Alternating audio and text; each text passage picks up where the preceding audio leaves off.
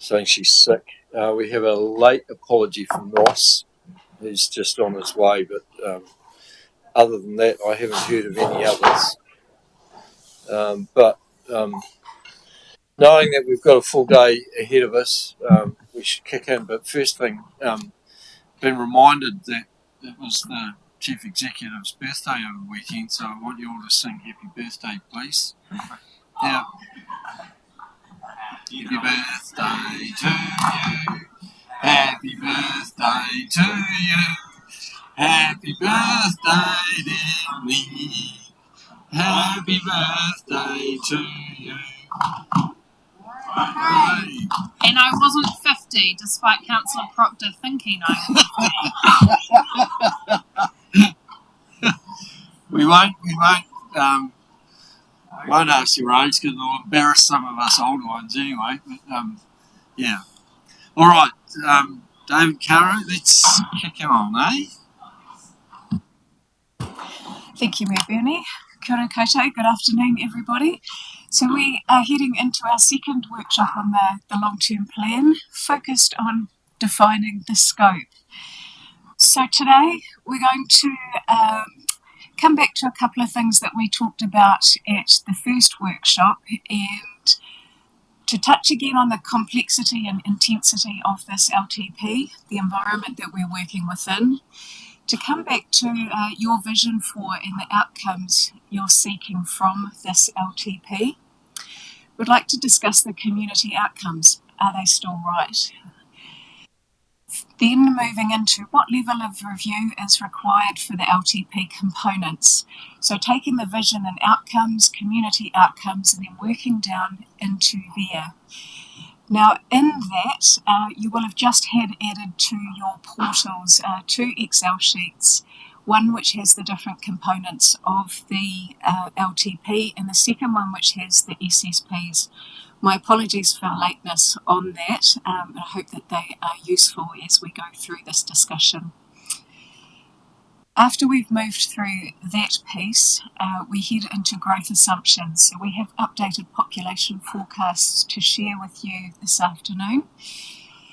And coming back to the discussion about how to increase iwi and hapu engagement in the LTP.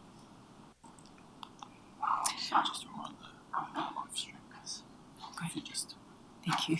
Oh, and David's just reminded me that we are live streamed for this afternoon. Moving on to where we are and where we need to get to. Throughout today and throughout the LTP process, we will be seeking your guidance at various points to help us move along our process. So today we are seeking from you a clear steer on your vision for and outcomes from the LTP, about the community outcomes as well, the level of review required for the components, whether you have a clear preference on growth assumptions today, or if we're not at that stage, what additional information would you like to get to that point? What questions can we answer for you? And your preferences for increasing iwi and hapu engagement. So coming to the complexity and intensity of this, we've got several different phases as we move through this LTP process. This first one is really building the scope and narrative. It has these different components. Today we're talking on some of the growth and forecasting assumptions. There'll be further ones coming. We're seeking your direction about the scope and content. We're reviewing, and we'll be reviewing in more detail the different strategies and pieces of the document, community outcomes, and then we move into the key building blocks. So you see all of the different pieces here, and we also have the need to complete or create a version of the LTP with 3 waters, one without 3 waters. We are also still yet to have central government election and determine what impacts they have on policies, local government and the reform agenda. And we're still yet to get some forecasting assumption material. For example, the Burl adjusters and the local government cost index isn't coming out until October. So we'll be doing a lot of work, but checking in. Hey, Carrie, can I just understand? So, why can't we, because we just did the long-term plan amendment, why can't we just use, like, you know how when we do a normal long-term plan, and like we can then decide in years 2 and 3 not to do an annual plan, or not to do a public consulted annual plan? Why can't we take a similar approach with the Three Waters for the version of the Three Waters, where because we've done all the work, or doesn't actually need to be updated? Like, why can't we just take what we've done in the LTP amendment and carry it over? Like,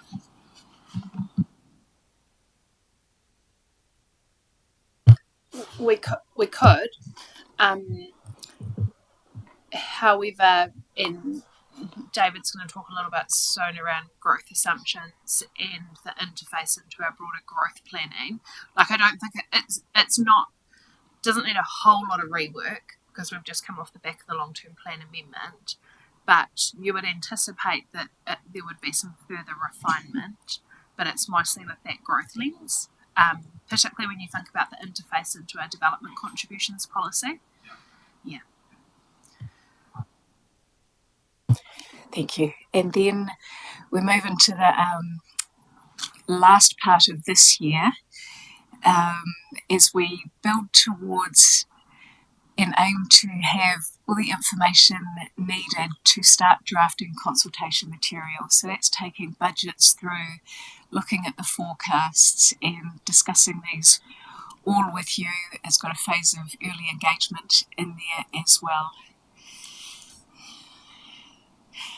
And so there'll be a check-in post-election, and then after the really busy time, we time for a break, a short one in December. So looking at time commitments needed over between now and June, there's different types of commitments needed in different stages. So for this first part now to December, there's frequent workshops as the key piece. Early engagement will be in there. The second one, March to April, is when the main consultation takes place. So that would be additional time required for the consultation events. April to May, that's reading submissions, hearings, and making sure that you have all the information that you need heading into deliberations. And then the time required, May, June, reading deliberations reports and preparing for deliberations and decision making.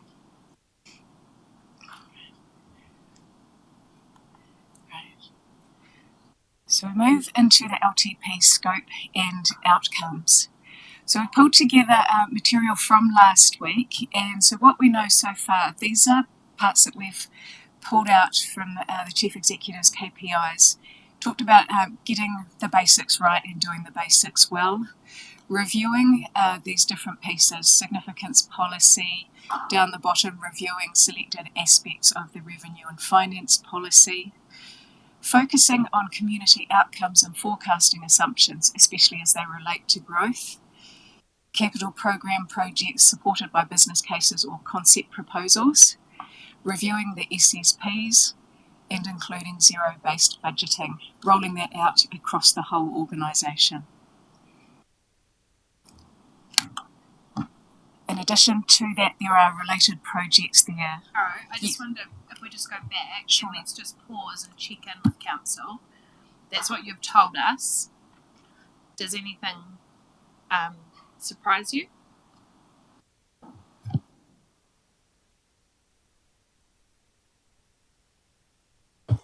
Great. Okay. And then on this, I beg your pardon.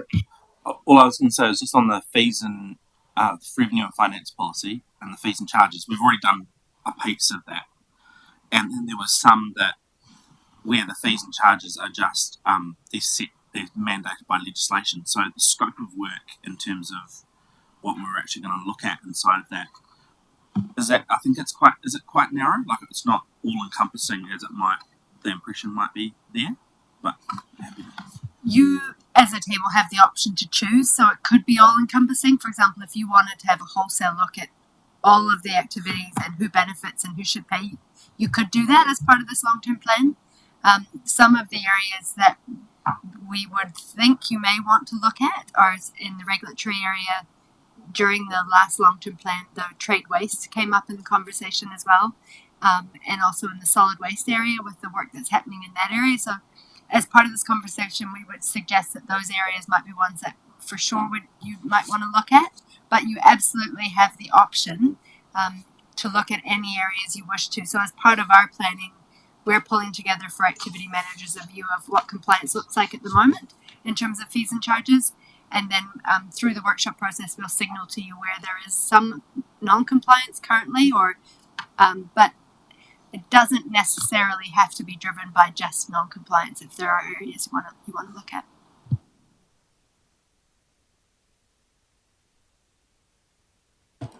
Right. The second piece to this is related projects. So we've included the Live-In Town Centre, Horowhenua Blueprint, climate change, the waste management and minimisation plan, and the old dump remediation. These were all within the timeframes sitting alongside the long-term plan.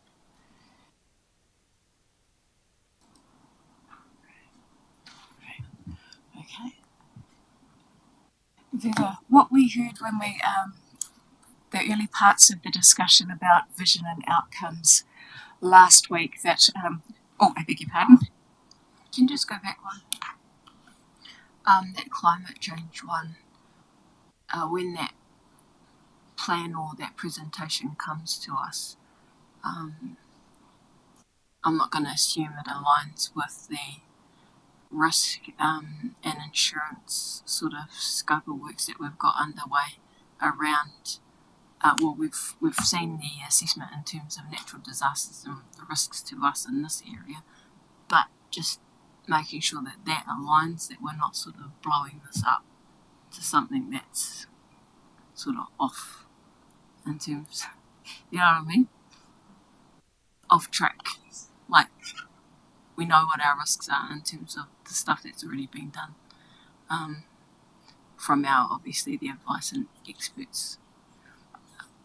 Yeah, I just double checking. And I think it's important to remember there's sort of two parts to this. There's the bit about what happens out there to the community, and there's the bit about what as a council do you want us to be doing in responding to that. And so some of that will come through the action plan, some of it's already come through in terms of the KPIs you've set for the chief executive as well. So some of that needs to be wrapped up into the long-term plan, and then there is also that sort of wider, broader what should the community be expecting this council to be doing in the space of climate change, and what do they need to be aware of as well. And so that's where this table needs to provide some direction. Those might be some things which you, as we get into that, you may well choose to make those things that you want to talk to the community about through this process as well.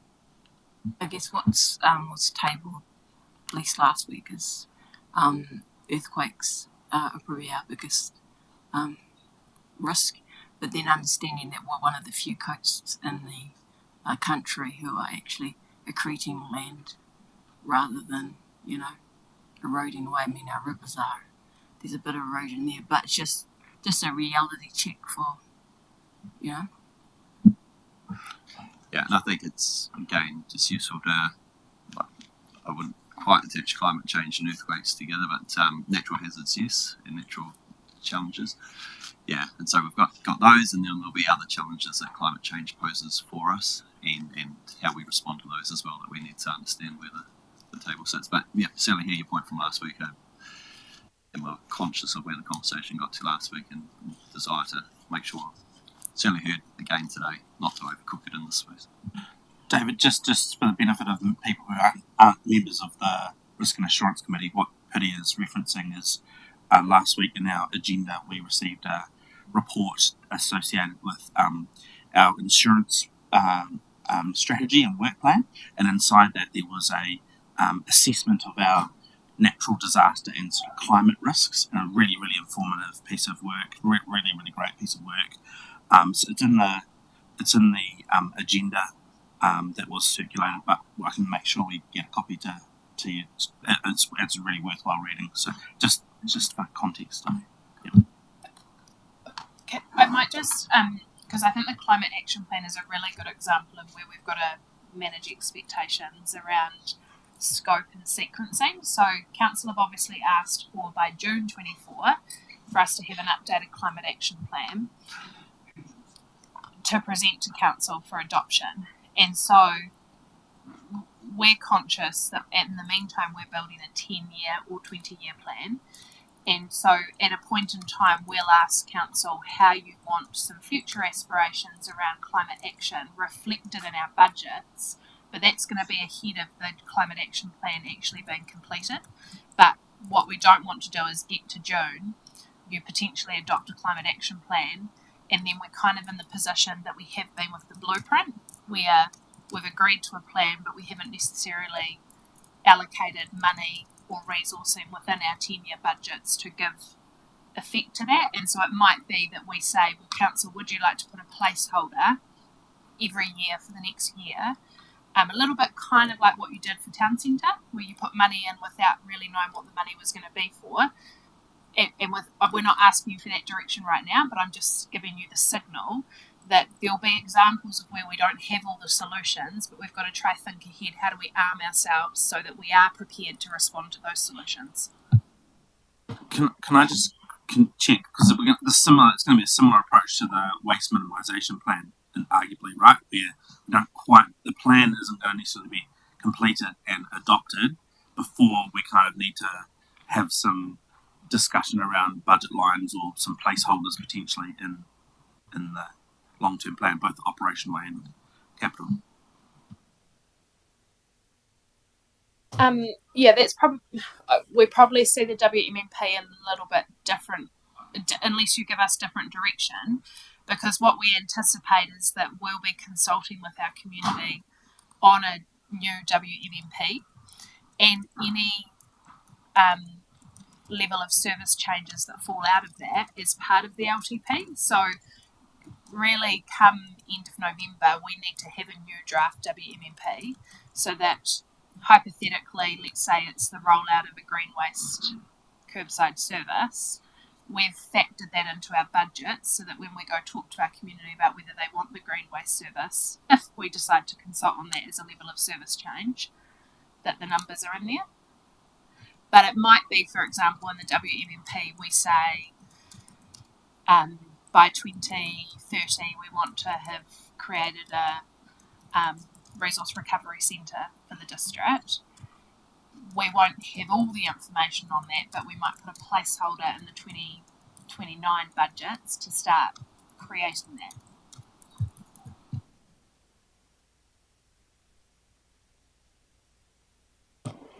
Great, thank you. And so this is what we heard when we were having the discussion about a 10 or 20 year LTP, and just noting we're still to come back to you about the implication for DCs, if there's any, on a 10 or 20 year approach. There's a nationwide DCs working group meeting next Monday, and we're looking to have an answer for you after that. But what we heard about the wider environment, it's significantly uncertain at the moment. We need to make sure that the district is positioned to deliver both now and for the future. That we should be, as a council, sharing the vision, what does or what could the future look like, and also through early engagement to ask the community what they want the future to look like. So there was some parts that we're starting to form the discussion about the vision and what elected members may be looking for from the LTP. So these bubbles here were some ideas that we floated as content. Some of them were ticked off in the KPIs, and there was support around the table or reinforcing that support for them.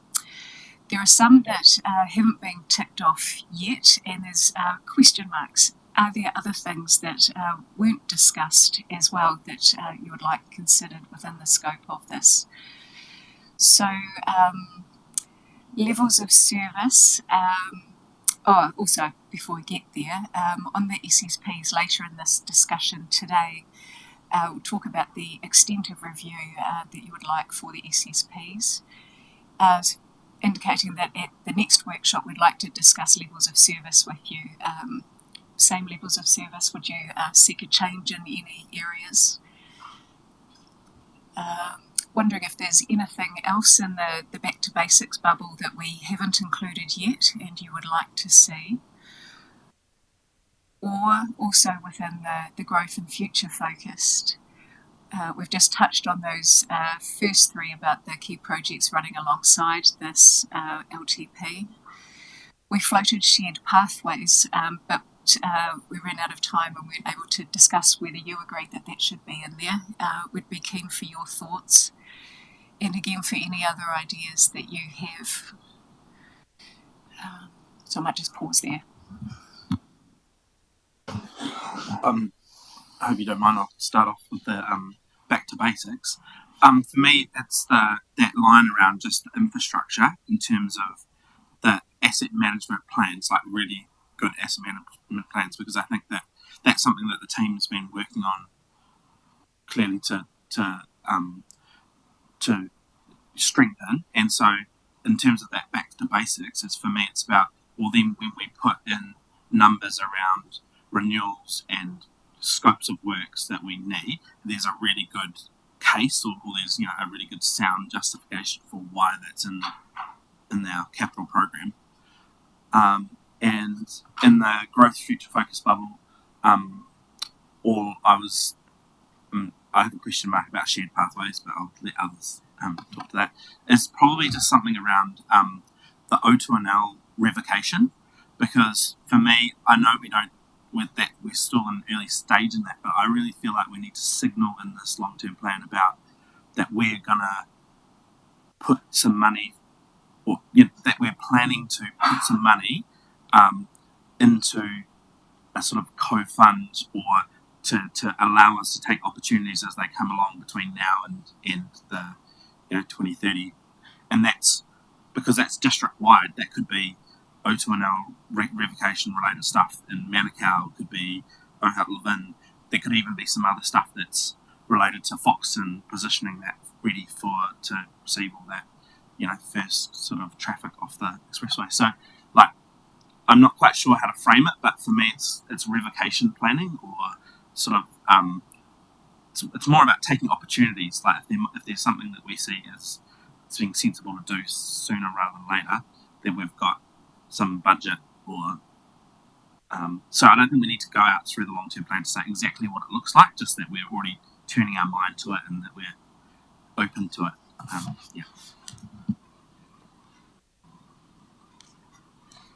Hi. So Back to Basics for me is a focus on core services, and an example of that for me is footpaths. And I raised that because last week, again in the risk meeting, there was a bit of a deep dive around the health and safety concerns of footpaths, but it provided us with these categories of what is an excellent, good, poor, or very poor condition. And some of the questions that were asked, the answer was, well, at the rate we're addressing them, it's kind of 5 years before those poor footpaths will be, fixed. And for me, 5 years for poor footpaths is not good enough. So I'd like to, it requires, us to look at funds for that. So sort of 3 years rather than 5 is sort of what I have an appetite for. I don't know, but it's up to the table. And I wondered if looking into that, it could be coupled with shared pathways, so that we're not, that we're just doing things smarter. I'd be interested too in councillors go off to site visits now and again, treatment plants, whatnot. But I'd actually like to see the difference on the ground in terms of an officer's perspective on what's very poor and what's excellent, and then understand across the district, okay, well, perhaps we can do these in year 1, 2, 3. Just put a plan together, and that whole idea of coupling shared pathways in the mix for growth.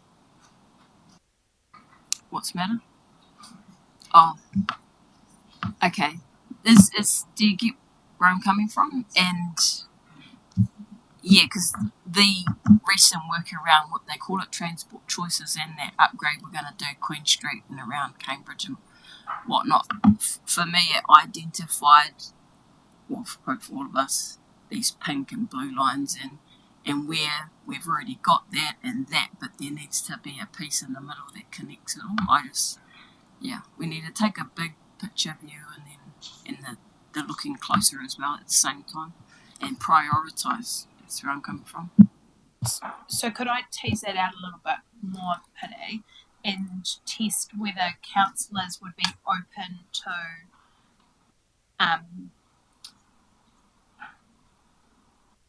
spending time in finalising a draft shared pathways strategy action plan, which is essentially it's your investment plan. It's saying, well, this is how we're going to spend X amount of dollars over the next 20 years, which, as we all know, there's a lot of money dedicated to it, if you'd read our DC policy, and use the LTP as a consultation mechanism with community on that. So it covers off the big picture, but also might cover off some of the implementable stuff. So we don't get into the situation we have just got into around transport choices, where it feels like it's an ad hoc piece outside of a bigger plan. Well, I'm just interested in if others are thinking a similar way. Otherwise, if I'm the only one, don't worry about it. But that's my thinking at this stage. I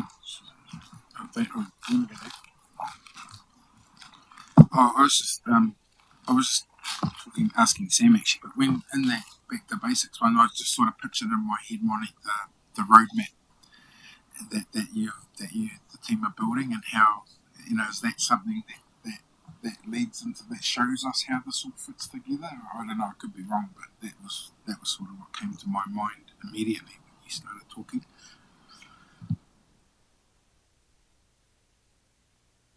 Yeah, look, Monique, I support I support Piri and also the approach that you're suggesting.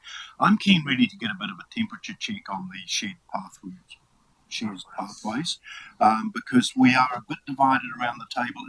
It is not front of mind for me as a high passion project, but I can absolutely see the merits, particularly with the muddy external funding available, and it'd be a really good thing to check what the community is thinking around that.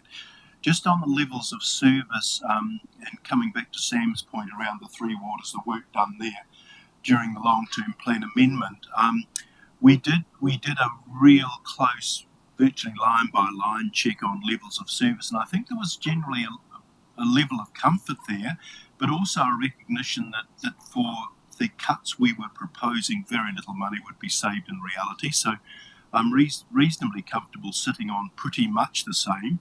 The issue of street lighting, interestingly, is one that's come to the fore up in the Foxton community of recent times, where there's actually short streets that are without lighting, whether it's just a maintenance issue or a capex issue. So I just flick that into the conversation too.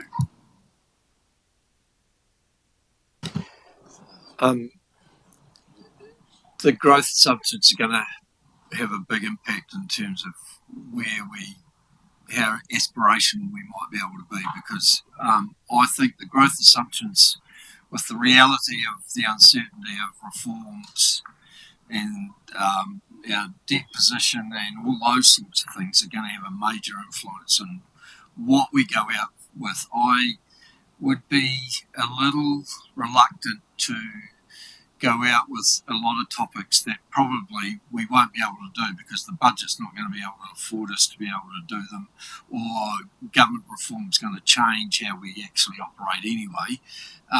So the back to basics thing is very much the focus, if you like, and if that includes street lighting and footpaths and even but it must include the things like the water, the wastewater, the stormwater type of things, and making sure that we get those sorts of things right. I'm not as concerned as Sam around the revocation sort of stuff, because I think that will be that's a huge topic that's going to occupy our minds. Down to the future. I don't know whether long-term plan is the right space to talk about that. And then those assumptions around debt and budget and all those sorts of things will impact levels of service at the same time. So, there's some things that are still floating in the air like those bubbles at the moment before I can sort of say, yes, let's go with that. Just a quick comment about SSPs. I think at our last workshop, didn't we say we'd flick out the list and that we would individually do a bit of homework around that? Because I'm keen to maybe do some offline stuff around the extent with a view to feeding it back into the next workshop or whenever is appropriate. We could do that. Yes, my apologies it didn't come to you sooner. There should just be an Excel sheet that would have been uploaded probably as I started talking about the SSPs. We've got 2 pages in there. One is all of the SSPs, and we've also got a second page which is just the mandatory ones. So that you can have a look at those there. But we're going to come and talk about SSPs again a little bit later in the presentation. All I wanted to do is just support Pitty's line of thinking around the footpaths and the pathways, because I think at the moment for me there's a disconnect between, like, when we put a number in the capital program around pathways or cycleways, whatever, like, you don't actually know what you're getting for your money. Like, you don't actually have in your mind what does this actually translate into. Is this 200 metres of new footpath? Is it 2 kilometres, whatever? And so, like, in terms of shared pathways strategy, like, my thinking would be that we shouldn't necessarily consume a lot of time and energy developing a strategy. It's more about the maps. Like, what are you actually going to get? Like, so if we commit, or based on the DCs or whatever's inside the current capital program, like, for X amount of dollars, you're going to get everything that's coloured in blue over the next 3 years. But if you stepped up the investment, then you're going to get this. Like, it's that kind of, like, I know that sounds, I'm not trying to create work, but it just, to actually understand, like, whether this is worthwhile focusing on or not, because if the difference is sort of a couple of 100 metres of path, like, what's the point? Like, it needs to be really clear about what's getting delivered for the money, because that's what the community is going to be interested in. And then you put, like, a label, like you've said, which is the high priority stuff must do within the next 3 years, and it's here to here, here to here, here to here, so that the community is really clear. Yeah. Just my 2 cents worth. So, I support what you're saying, pretty. I think it's pretty important. The footpaths, especially, I suppose, and there's probably a number in Shannon that need addressing. But even like a traffic light system. So, you've got some that obviously need doing straight away. I think if we had a work plan where they were identified, but maybe it's within a 5-year window if they're not so needy, if you like. So that's probably quite supportive. But yeah, back to basics for me, I guess is trying to deliver to our communities and make sure that they have been heard. But also, I guess it's a great opportunity for them to express their thoughts through this process on a couple of essential components.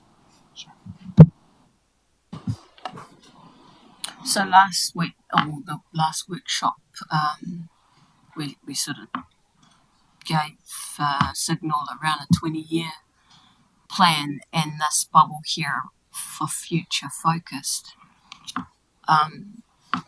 Because the last LTP had the Donnelly Park in some numbers, I wondered with that coming presentation of Sport 1 or 2 and understanding what's going on across the region and what sort of actual sports hub or sports codes we want to focus on, with an understanding, where the growth in those sports actually is occurring, and the projections, I guess, or whatever information comes out of that, and getting a better, I guess, picture and plan in place for what that might look like within that 20-year. Also, I'm thinking about, the timing of the new road, like when that construction starts, 2025, when that finishes, that's going to fall within our 20-year. So I'd like to understand, we've got destination management in the background, but that's kind of the small stuff that deals with the now. I'm kind of thinking, what might we do new or different that'll get people to potentially turn off that highway instead of drive straight past us? Something sort of that makes us a destination, or just capitalising. I think we just have to be a bit smarter around, I don't know what that is, but that's where I'm thinking when I look at that future focused and the timing of those other things. They just fall into place, and we should be ready. We should already have an idea. We'll start thinking about that now, so boom, it's there and people turn off, and yeah.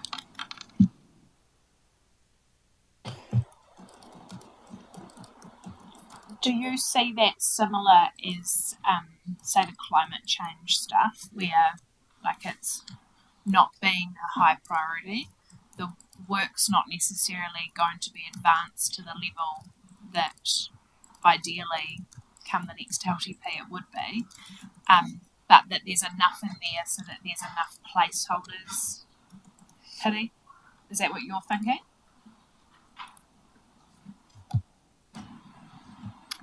Yeah, I don't know what that thing might be. I'm looking around, others might have ideas, but it makes us a destination and a reason to stop.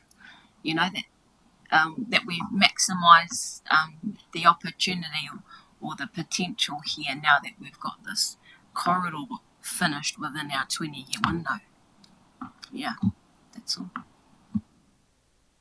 I guess that's what I was, and I probably didn't describe it very well, but like I was focused on revocation, but it's more about the opportunities that like, for example, if it comes up, an example might be there's a toilet block that's scheduled for renewal in Foxton within the first 3 years of the long-term plan, or first 5 years, and we just go, well, actually, it makes sense to do a major upgrade on this because it ties in with revocation, it ties in with the enhancing the visitor experience and all that kind of stuff. So we decide to then,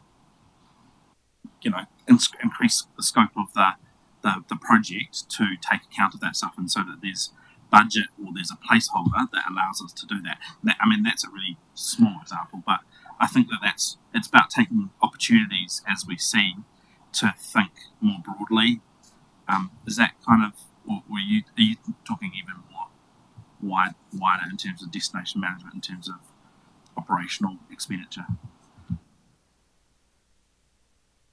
Yeah, all of the above. I'm open to hearing new and bright ideas and just, I don't know, floating some stuff, thinking outside the box.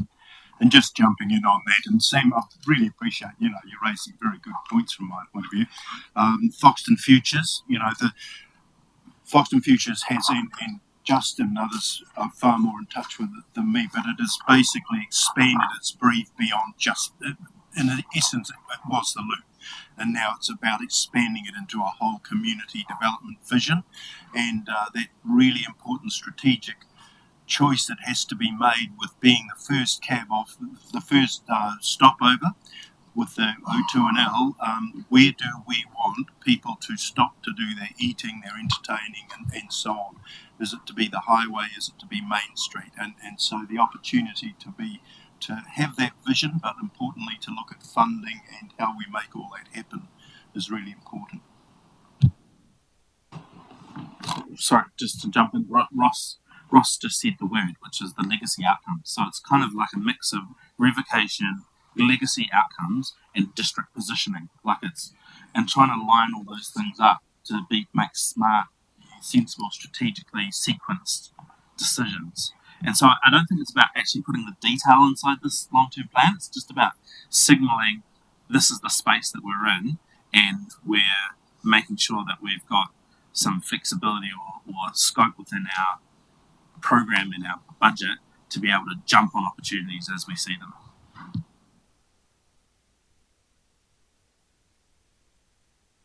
Do people agree with how Sam just articulated it? The idea of we're signalling, we're signposting, we're making sure that there is sufficient space in our budgets and our plans to do that stuff, but we won't have necessarily figured out what that stuff is.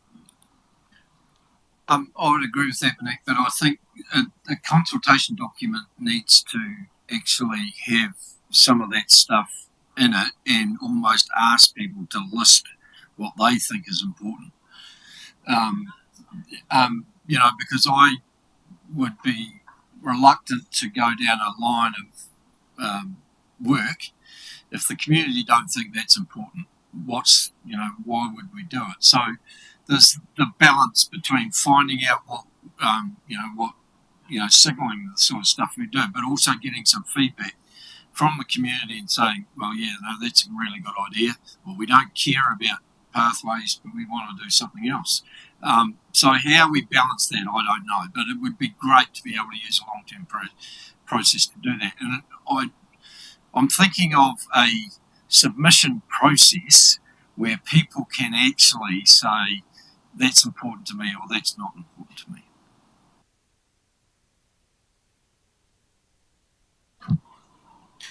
Yeah, just on that, Bertie, look, I totally agree. I think if we actually list some priorities, we don't guide the community along a path, but we give them some sort of direction and then give them the opportunity still to come off with a couple of tangible ones that possibly fit with their community.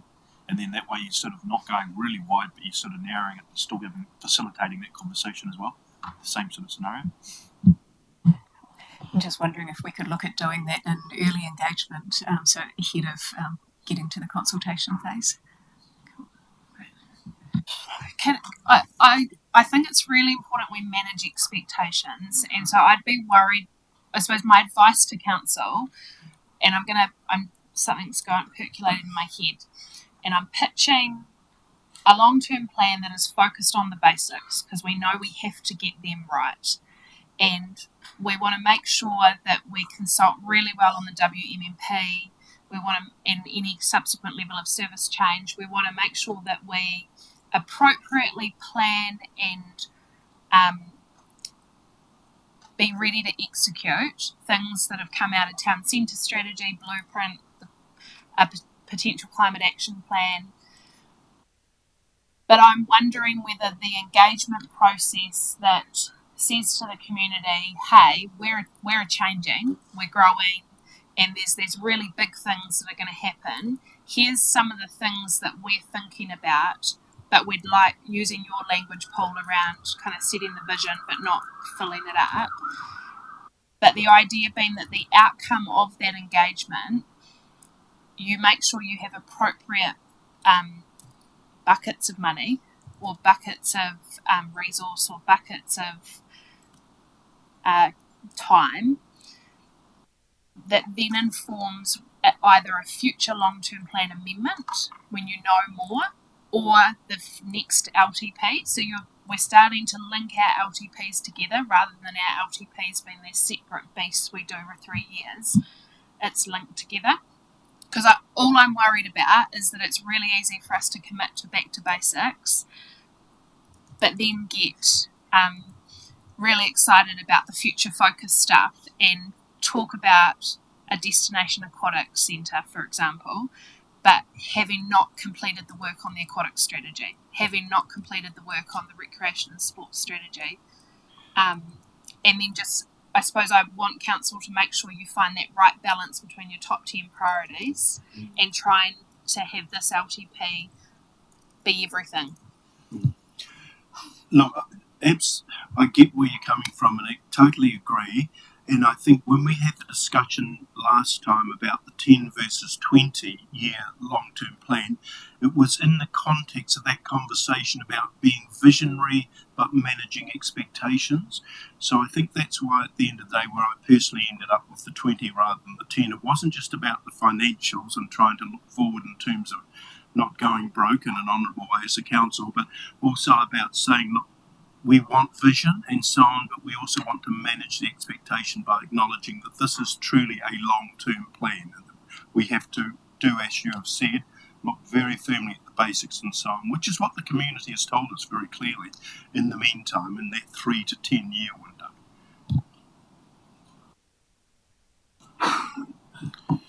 Yeah, great. Totally agree, Monique. And sorry I missed the first part of this, so I won't say too much because I missed a bit of it. But looking up here when we talk about shared pathways, climate change and other ideas, is this, for me, this is not an LTP. We should be going out, in my view, canvassing lots of other ideas because it is about the basics. It is about the growth things we're already locked in according to the blueprint. Because once you say any other ideas, that creates that expectation and the other pressure to do stuff that we probably aren't in a position to be scheduling or aren't scheduling. Shared pathways, I want to be an advocate and totally advocate for them. I just wonder whether that's a step back. I think that's what I'm hearing from some around the table. A step back at the moment because there are legacy outcomes to consider. There's revocation, and there is obviously the opportunity for lots of shared pathway alongside the O2 and L. So in this LTP, I just wonder whether that's, just in my view, it's a step back from that stuff rather than committing to more of it. Because Sam's right, we put stuff in the budget. What is actually going to get us? And the other one is around the climate change stuff. I mean, there's so much stuff coming out of central government at the moment around climate change and everything that creates around emissions and all that.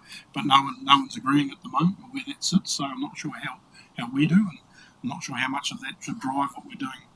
Where there's an opportunity to not step back totally from that, but just take a breather. Might be locked in stuff, I'm not sure, but I'm just floating that as part of the discussion. That's where that stuff concerns me.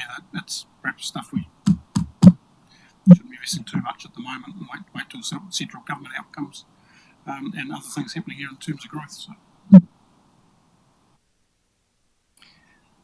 Monique, you've probably highlighted why we shouldn't be doing a 20-year long-term plan.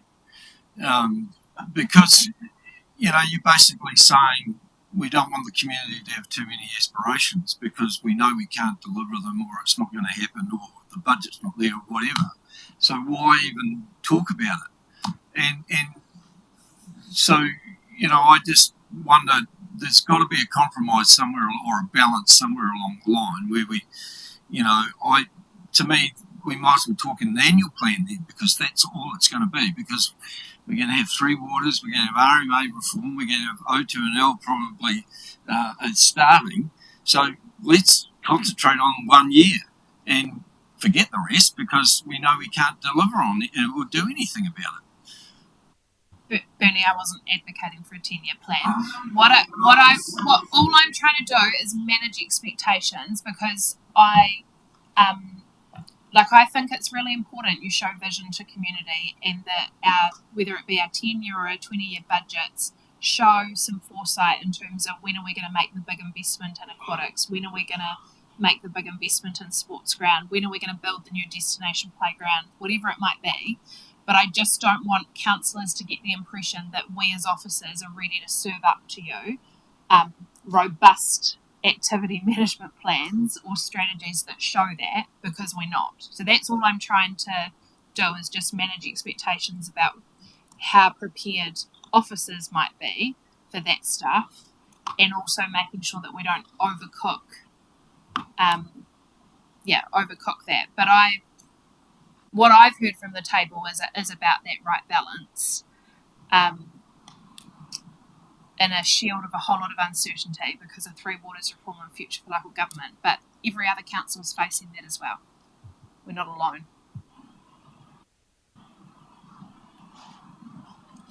Yes, so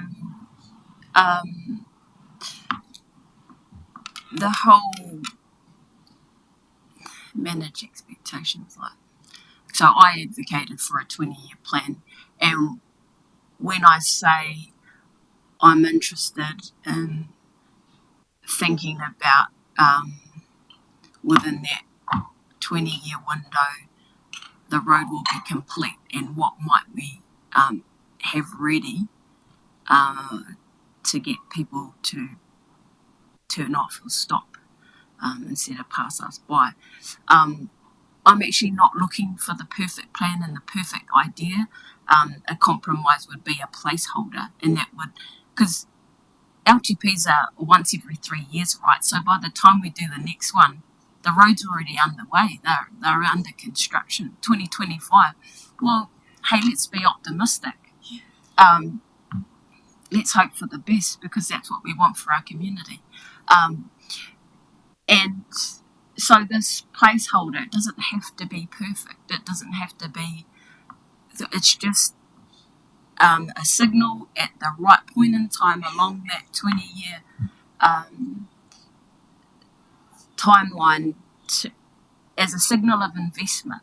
I don't know what it's for, and ideas will come from community and around this table too, but it's just having that there rather than nothing, and then trying to scramble for, at the next LTP. And yes, we've done an amendment recently, but that was a first in a very long time for obvious reasons, mainly the landfill. But I'm definitely interested in being more visionary and, well, sorry, I'm not going to revert back to the 10-year. We already made that choice last week.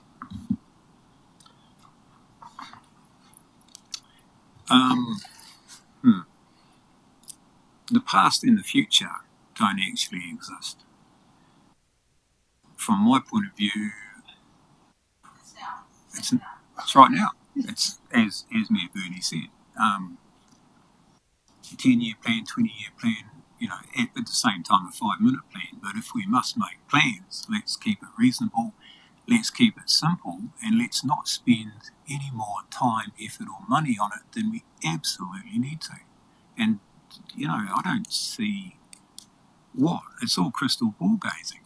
It's good to have aspirations, and it's good to have hopes and dreams about what we could do. But why don't we just keep it real simple, focus on what we believe we can do, and in the short term.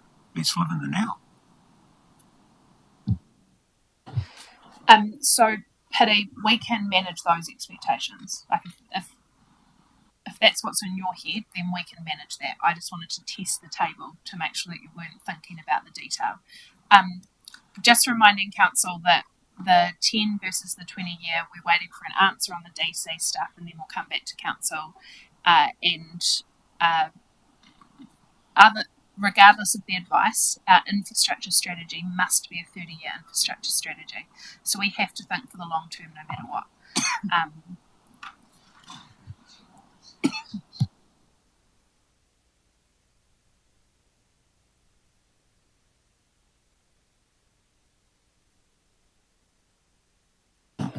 Thank you.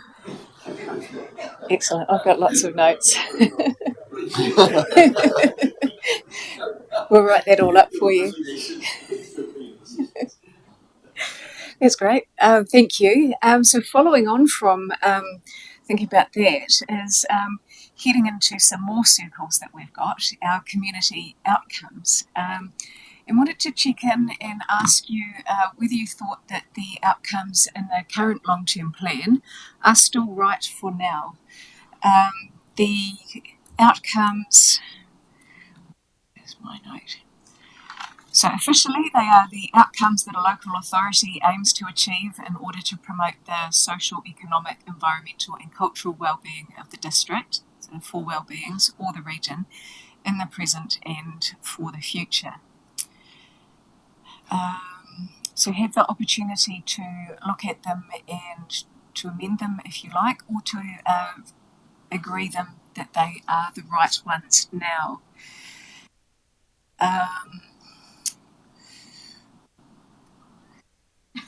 Just pause there for a moment. Well, look, I'll kick off by saying I'm comfortable with them the way they are. But just to note that when we did our plan on a page, we deliberately put partnership at the top, and just to reinforce that was a deliberate decision of council. And that will feed into some subsequent discussions we're going to have later. I think the only one for me is the first one, to be honest. And it's because we use both mana whenua and tangata whenua, and I'm still not sure we understand what they are. So I'm almost wondering whether they should both be there at both times to remove any doubt.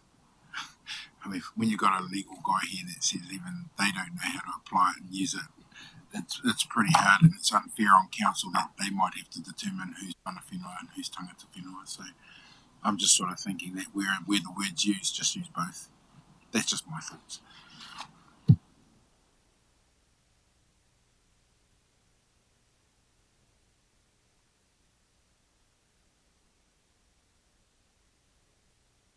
So am I sensing? I wondered if there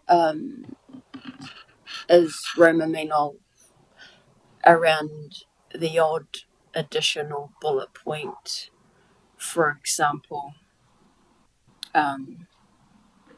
connectivity, and that is, and I don't just mean in the way of transport, I mean connecting, being more connected, and even with our,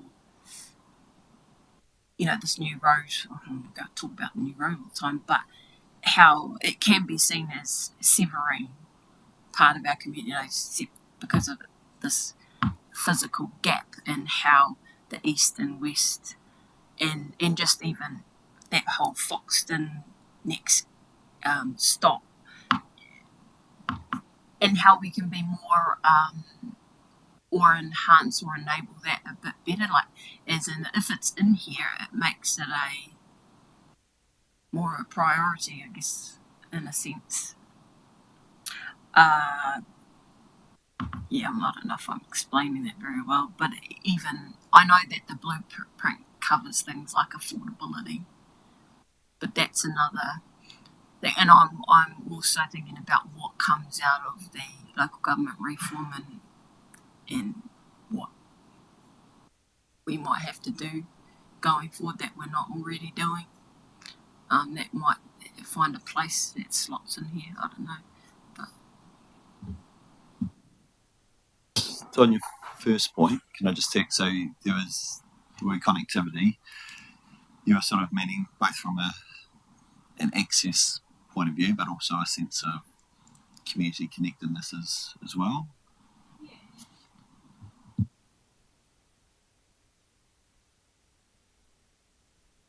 I'm not about changing these. Just adding, enhancing, maybe an extra bullet point, or just Is it sort of a slightly changed version of bullet point 4 in that last column that you're looking for? Collaborative, connective relationships or something. We can probably build in some language either under fit for purpose infrastructure or strong communities about being an enabler and provider of infrastructure, whether that be physical or social, that connects communities. and some language around how that aligns with our growth vision of growth.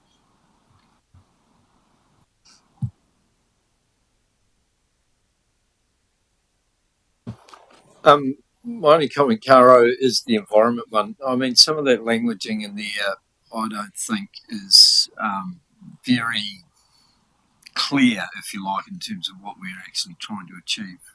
We manage competing pressures on resources sustainably. What the hell does that mean?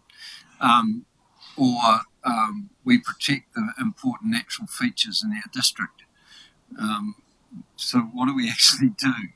I just think it's a bit loose, if you like. I think this day and age we're looking for better signals in terms of how we're actually, what we're doing environmentally. I don't think we're actually, that doesn't, for me, encapsulate what we think we should be doing.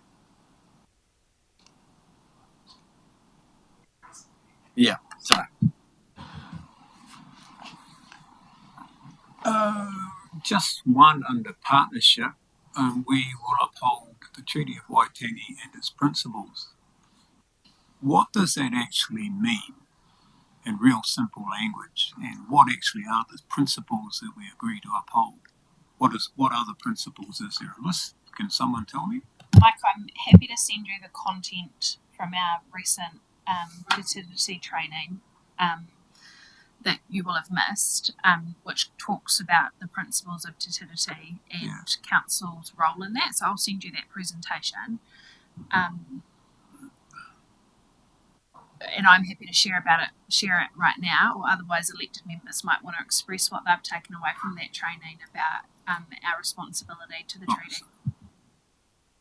Well, just before, I'll just leave this here. I think there is a lot of division about what the treaty actually means and whether or not it actually has principles.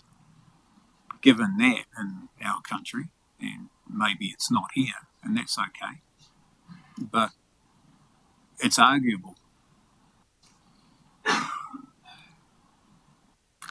Anyway, I'll just leave that.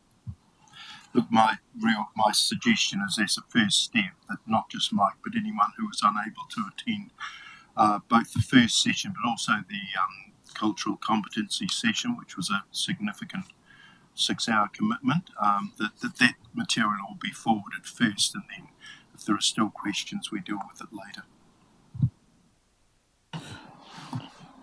Can I did want to just have a quick side conversation with Justin.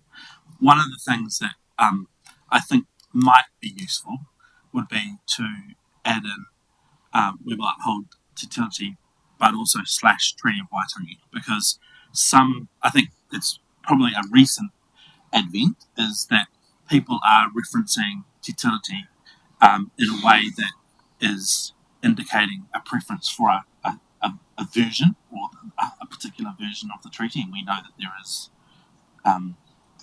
there's contention around the English text and the Māori text, and so that is one area where I think we can make it really clear that we're not expressing a particular preference for a particular text. What we're doing is we're applying, as we're legally obliged to, the principles of the Treaty of Waitangi, fertility, as they've been expressed by the courts and the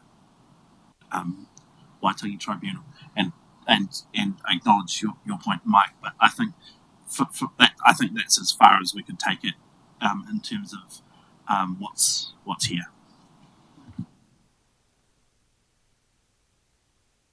Great, thank you. We'll take that all on board and come back to you with some amended wording. I'll share that with you ahead of next time.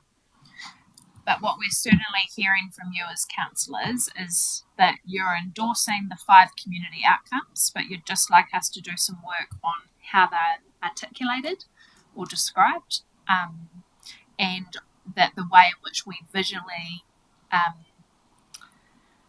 display our community outcomes always puts focus to partnership being first. Have we heard that right? Cool. The only one I wanted to add was around the environment. I just feel like the word enhance is missing out of there. We talk about, protecting, maintaining, but we don't talk about enhancement. So I think that's a principle we should also look at.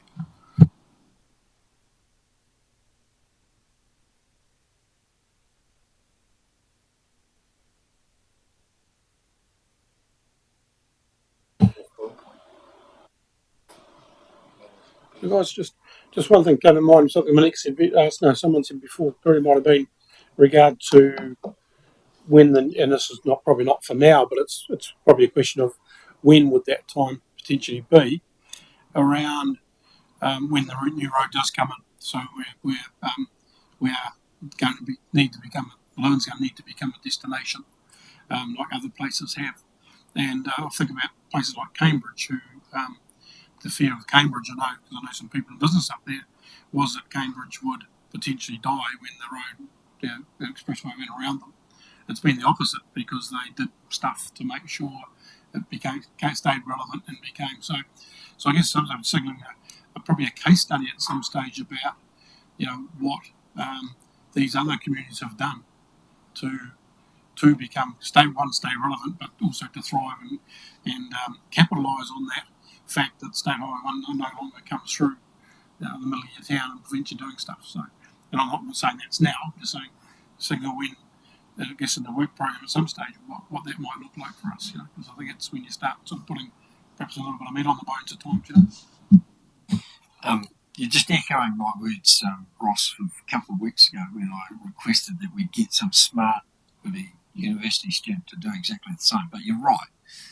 What it does do is give you your town back and enables the locals to actually determine what's going on rather than NZTA or Waka decide what's going on. And that's the important thing. And I've talked to a number up there as well. But Taupo's the same. They feel it's more theirs than someone else's. So, yeah.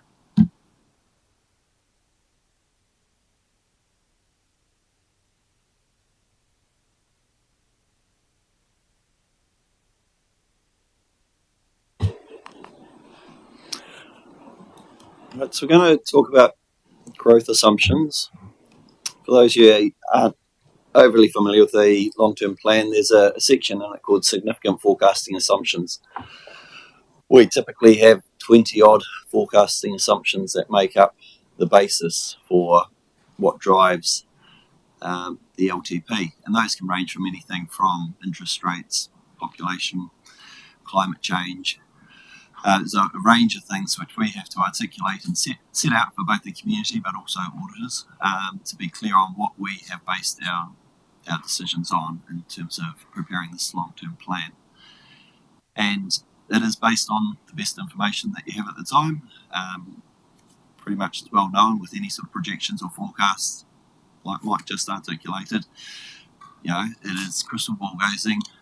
You don't expect it to get it exactly right or to be working with perfect information, but you need to put a stake in the ground somewhere as to what you are going to use to inform your decision making and have that captured in the document. We're going to look at one of those today, but as this process goes on, there'll be a number of others that we check in with you against. But this one here, the growth one, is a real fundamental one. It is pretty much interweaved throughout the long-term plan. It drives quite a bit of that sort of forward-looking work, decisions around your infrastructure, whether it be your core infrastructure or your social infrastructure, all sort of hinge on the level of growth that you anticipate happening. A little bit of further background context. Most of you have been in the district a while. You'll have appreciated that for about 20-25 years, the district's population sat at 30,000, plus or minus a few. And in fact, one census, I think there was a headline that said we're growing by about six people. 10 was it? Sorry, undersold the district. We have, over the previous 4 long-term plans, made some substantial changes in terms of our growth assumptions. In 2012, we were pretty bold at the time and went with a 0.1% growth rate, which was seen as an important decision because it was suggesting we were going to grow, whereas there were population forecasts that were suggesting the district was going to decline. 2015 came around, and even bolder, we went to 0.4% growth. 2018 came around, we went to 1.2% growth. And then 2021, we did the 20 years, but we split it into two 10-year periods. We had 2.6% growth for the first 10 years and 2.9% growth for the second 10-year period. And that was based on, and all of those have been based on receiving population forecast information from various sources. Typically in New Zealand, there's a range of them. We've typically looked at Stats New Zealand, we've looked at Infometrics, and more recently we've been using Sense Partners, Shimabel, as the, the basis for the information we use in reaching a position. And so we'll talk through a few things that we know. So what we know is that we do a census. The last one was done in 2018. We haven't got the results for the next one yet, but in 2018 the district population was counted as 33,261. Statistics New Zealand take into account a range of things and sort of track a few things, and they provide provisional population estimates, and the latest one for 2023 indicates the district having a population of 37,500. So that the growth over that period of 1.2, nearly 1.3. We based the 2021 long-term plan growth assumptions on 2020 data provided by Sense Partners. It's provided in these percentile forms, and at that point in time, Council chose to adopt what was the 95th percentile. We were starting to experience growth. There was, positive news in the winds around O2 and L, and we'd certainly seen things coming off. And some of the commentary at the time was, looking at some of those other parts of the country where they had experienced growth, but perhaps not anticipated the rate of growth, and were concerned. And one of the, some of the thinking was, let's not make sure we're caught out by that. Probably better to plan ahead and anticipate it maybe being higher than lower, and be planning for that, but continuing to check in against that. And so some of you will recall that for a wee while there we were providing sort of activity reports, and what was the customer and strategy team at the time would provide an update to council, which would say how we were tracking against the number of new houses and things against the LTP forecast. As part of our work with the Wellington Regional Leadership Committee and the councils to the south, Sense Partners has undertaken a piece of work there, and we've had that as recently as early this year for 2023, which provides those that information there below there. So it does show things slowing down a bit. I'll go through a few more slides and then we'll come back and dive into a few aspects of it. We have also been part of a piece of work which has been undertaken by Infometrics. So Infometrics have worked with the Manawatu-Whanganui region and undertaken growth forecasts work for the region there. One thing that's quite helpful there is that they do have workshops with the councils or officers from the councils, and try and make sure they've got a good understanding of what's happening on the ground. So they ask for information like, have you had any major subdivision consents? What's happening in that space, anecdotally, and also qualitatively, in terms of businesses, growth, development. And they, with these ones, particularly this Manawatu-Whanganui one, they do tend to look at it as a bit of as a region. And if you can imagine, I describe it like a balloon. If you squeeze one bit, and so one part of the region says, actually, we're not growing, we're going backwards, and you squeeze that bit there, then obviously that number of people sort of ends up popping out in another part of the balloon and another part of the region. And so we have featured quite strongly as continuing to be the leading district with growth in the Manawatu-Whanganui region.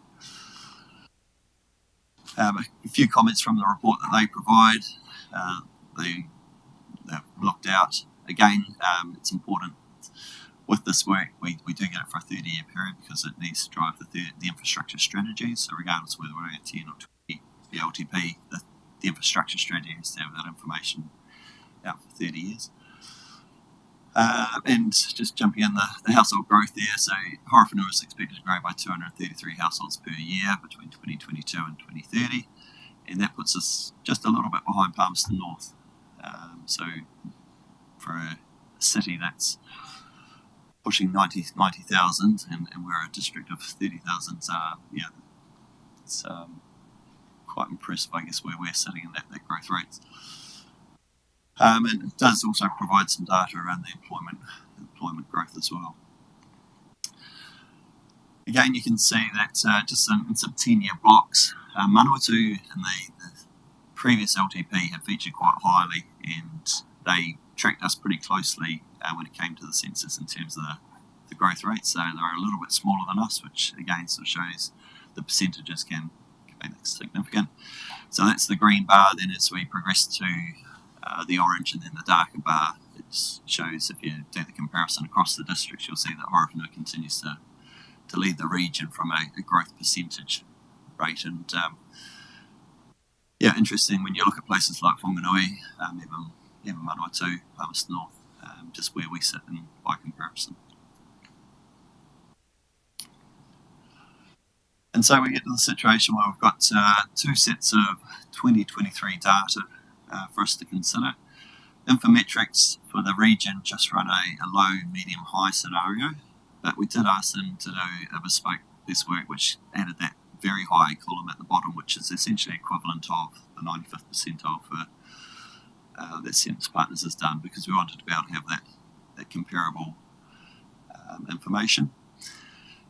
And so this is, I guess, where we start to, and in time we'll be asking you to decide, well, what is your appetite or level of comfort to say is our population forecasting assumption. We don't have a whole lot to go on, in the sense that between census there isn't much that you can really track how many people come in and out of the district.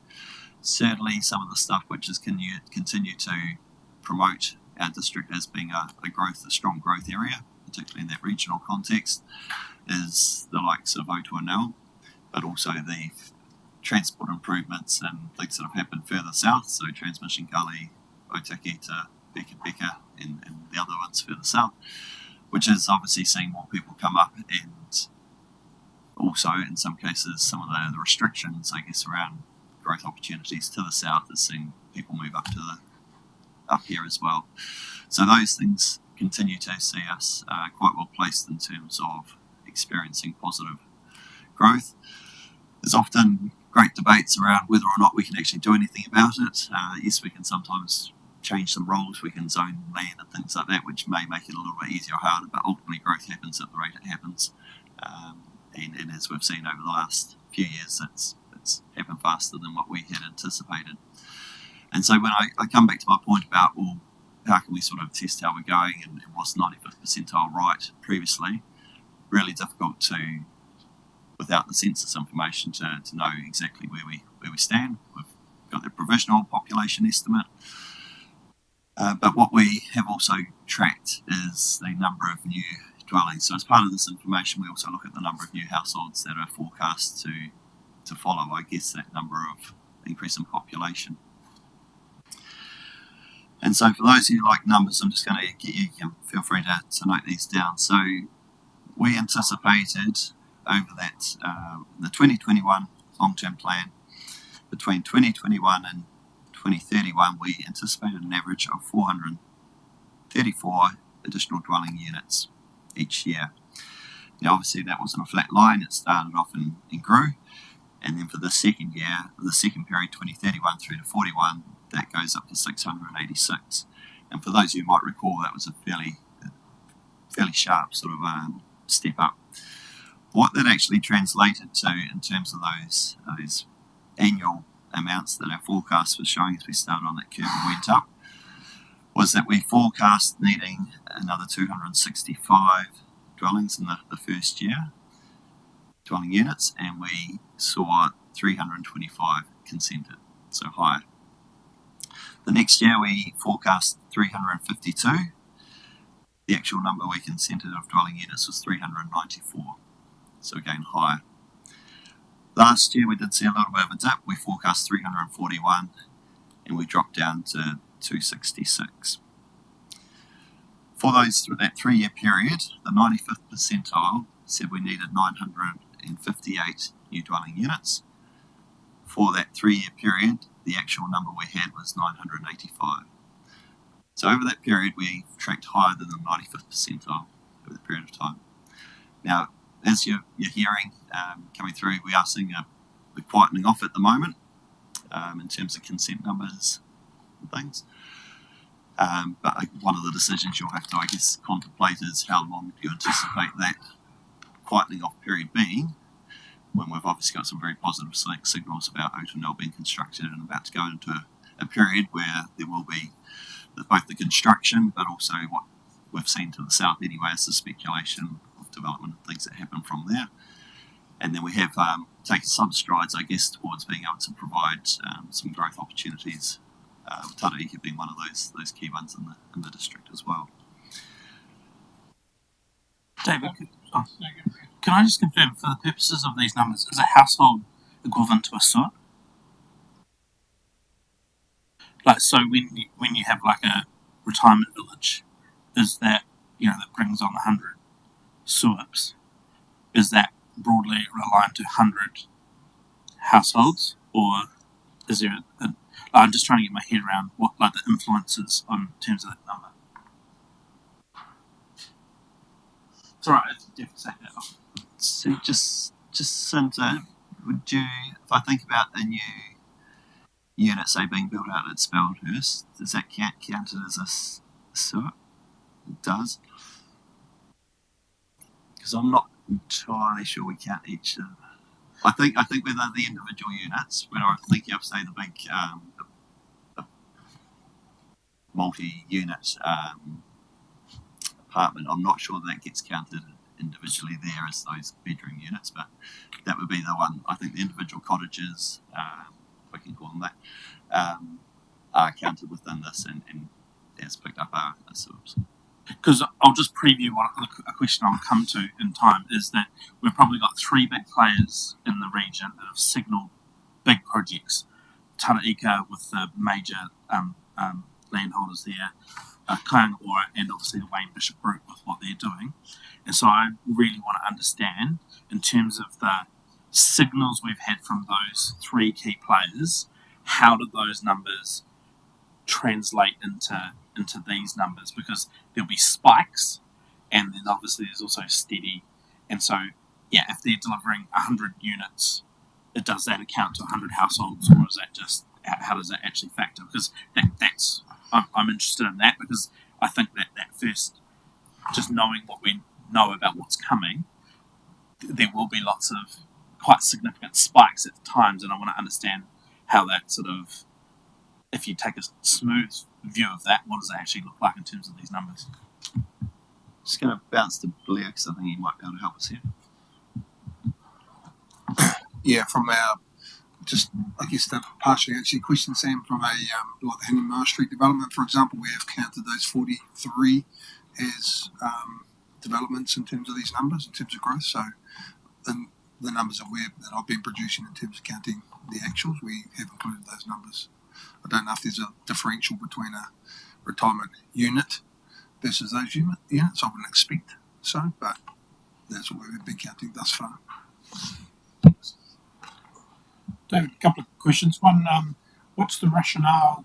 Do we know what the rationale of Intermetrics is in terms of the quite sizable difference from Sense Partners in terms of their projections? And secondly, in terms of the drop in dwellings consented, the numbers you've just given us in 2023, I think it was, the drop.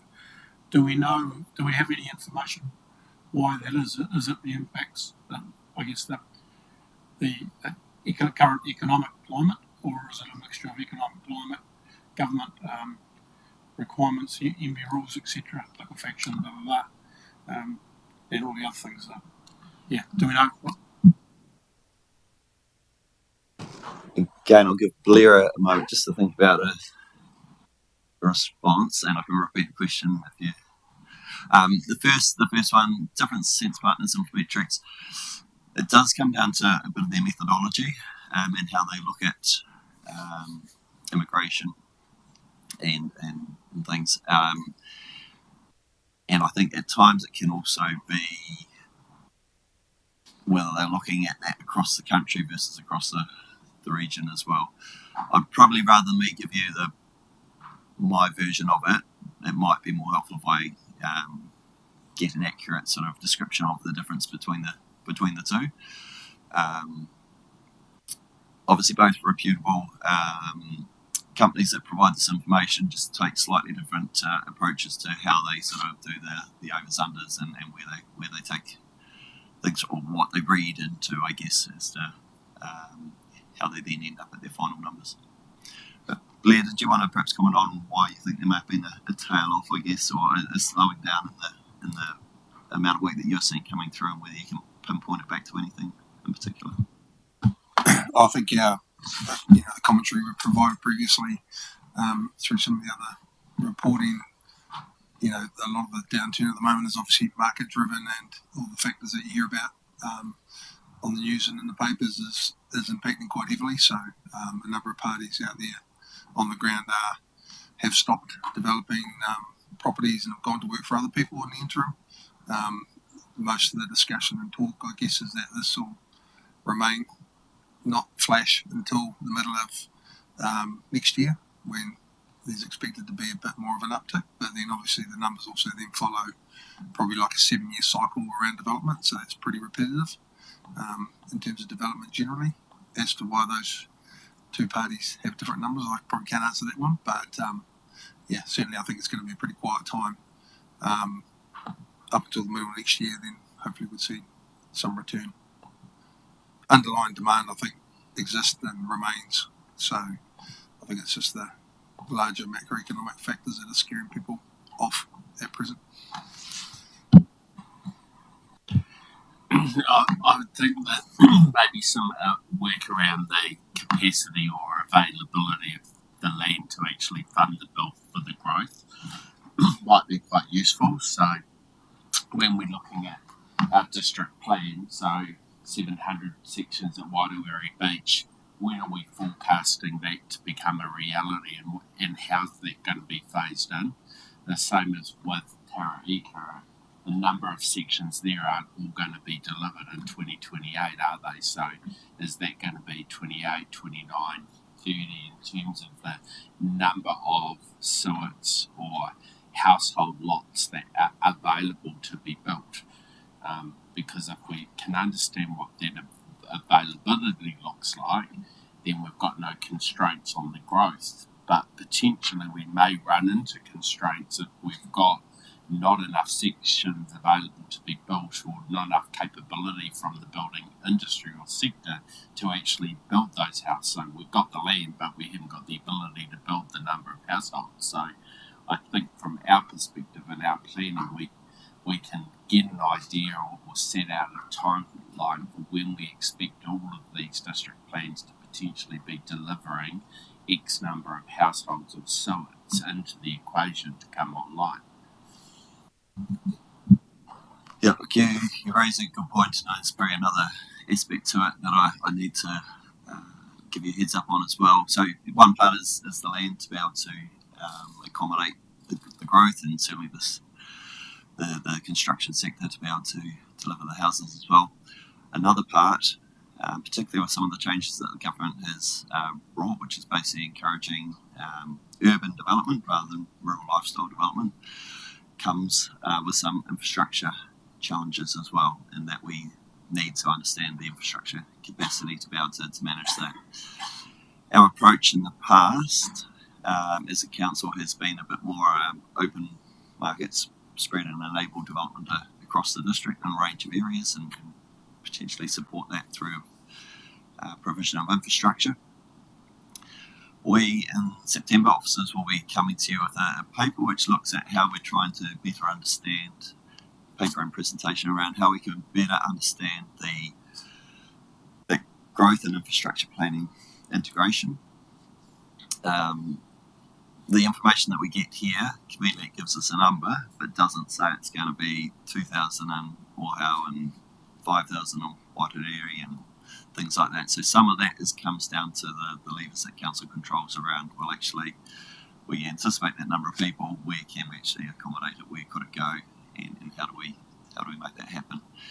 And I guess as we better understand some of our, both our network, some of the growth pressures, I guess, where we've realised there's some conversations that we want to have with you as a council around understanding that, because it may require a slight change in approach to what we've had in the past, where we've been a bit across the district, to actually get to the point where it could be seen as almost having to pick winners, where we're actually saying, actually, during this period of time, this is where we know we've got capacity, this is the opportunity that we need to support. In time, then we can maybe support growth over here, as opposed to trying to accommodate and support growth on all fronts. Sorry, can I just ask on that then? So then when they apply their methodology, and you said they meet with council, so they presumably that means they then are taking account of your regulatory settings in determining these numbers, because, for example, like the streamlined housing approach, like there'll be an assumption around, well, we have that setting in place, it's really enabling, you can go from one dwelling to three potentially on the current site. What's the level of uptake, and what does that translate into these numbers? Or do they not go into that level of thinking? My experience and my thinking tells me that they more look backwards to inform going forwards. So when I say they ask about what big subdivisions you've had and things like that, they use that, that's obviously a subdivision, or there's that opportunity that's going to drive a certain amount. They don't, I don't think they do certainly spend as much time looking at this stuff going forward in terms of, actually, is there any more land there at all, or is there rules that stop further development and things like that? Now, if we'd come out and said to them in that conversation that we put a moratorium on, as we tried to many years ago, to say no more subdivision for a period of time, then that would possibly influence, that might influence their thinking. But basically, no, for the most part, they look back at what's sort of been happening, what's been enabled, and then sort of use that to make numbers going forward. Probably what I'd just get you to have a look at on the screen there is that you'll see, if we take the Sense Partners, the 2023 ones, you look across 2030, the difference between 25th percentile and, say, the 95th percentile is you're just a bit under 2,500 people over that sort of 8-year period. As you get further out, then if we drop down to, say, 2040, it becomes, it's closer to sort of 9,000 people, so it grows more. And similarly, that similar changes are a little bit more so in the infometrics ones below. But if you think in the scheme of a district, say if you're talking at the 2030 level, over planning for 8 years in terms of what you might need and things, 2,500 people if you take the Sense Partners ones, or potentially just under 7,000. And the scale of the district and what that might mean, it's material, but possibly doesn't throw things out too much. So, as touched on before, somewhere along during this journey of the LTP, you're going to commit to a set of numbers, and chances are they'll be wrong. The good thing is that in 3 years' time, there'll be a council that's having to make another set of decisions around this as well. So, going through your minds will be things like, are we better to do for the next bit to perhaps go under and know that we could, if we needed to, come and revisit these? Is it better to go the other way, keep going at a high level and be able to monitor and check and realise that you can maybe unwind or hold off, slow down, push certain things out if the growth wasn't happening as fast as was forecast?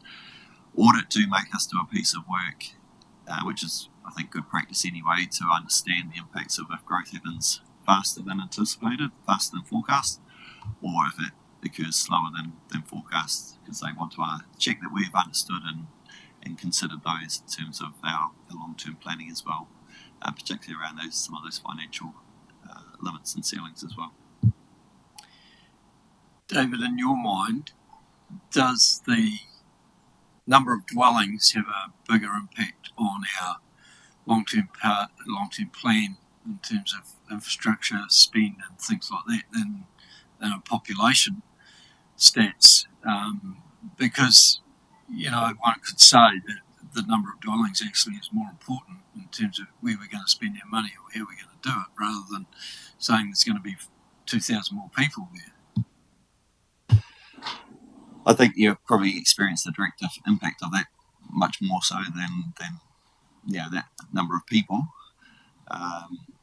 because we don't tend to plan too many other things just based on a per person thing. Obviously, some things, when you talk about some of that social infrastructure in terms of how many people you're anticipating to have in the district, in terms of might use facilities and things like that. But again, I think the households give, I think, is as good a number as well to work with that.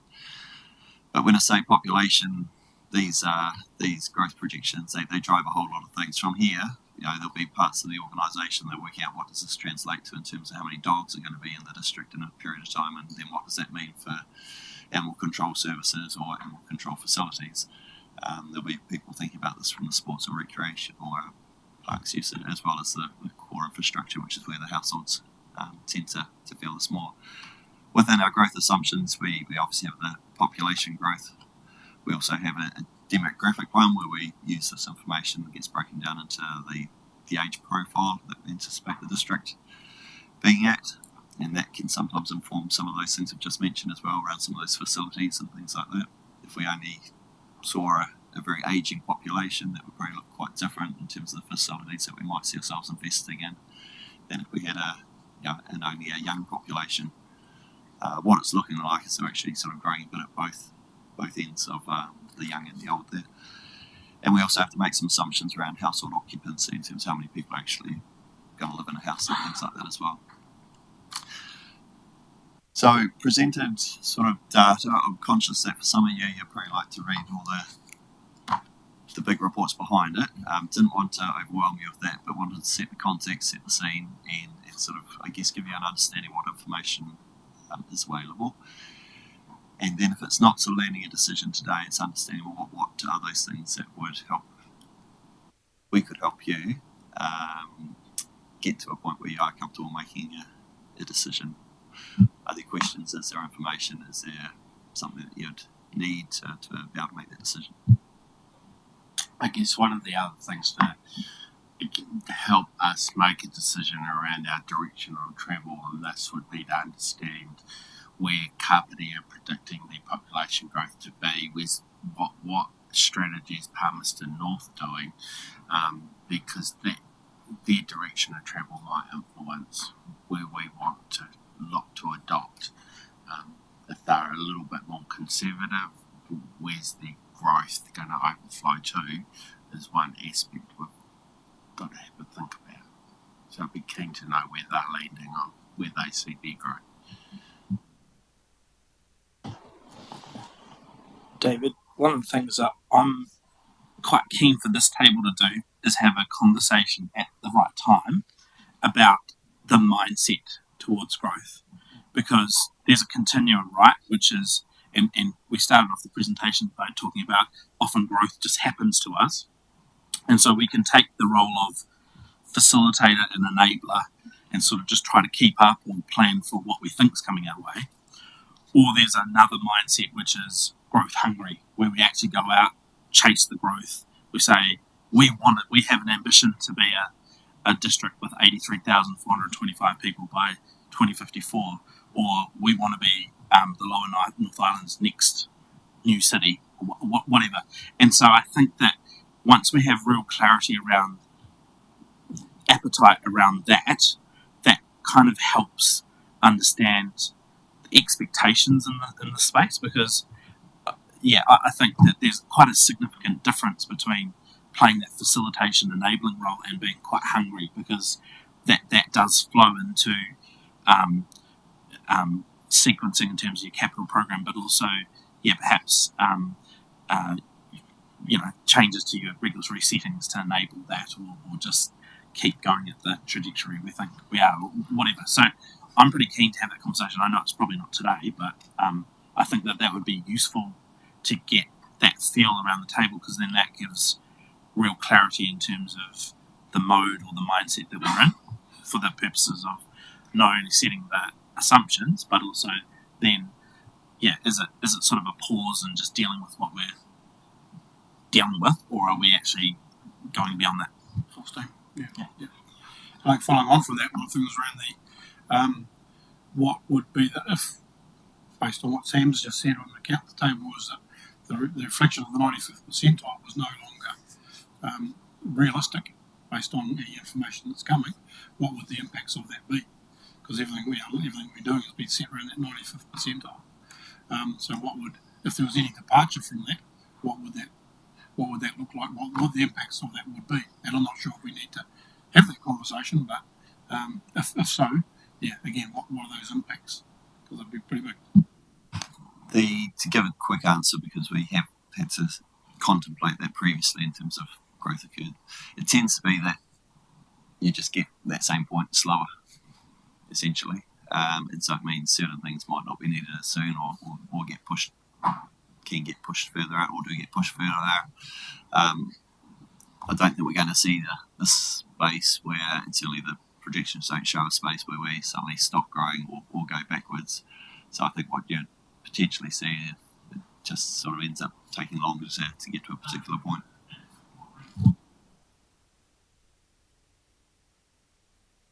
Just to pick up on Sam's suggestion, it sounds like an important conversation to have. These are things that we do need to land quite early in this piece, because things like our activity management plans, our budgets, a whole lot of things do actually get influenced by this. Like the example I gave earlier, you might not have drawn that immediate connection between this conversation and the number of dogs, but there's someone out there basically waiting to do a budget for animal control and working out when a pound renewal or upgrade might be needed and things like that.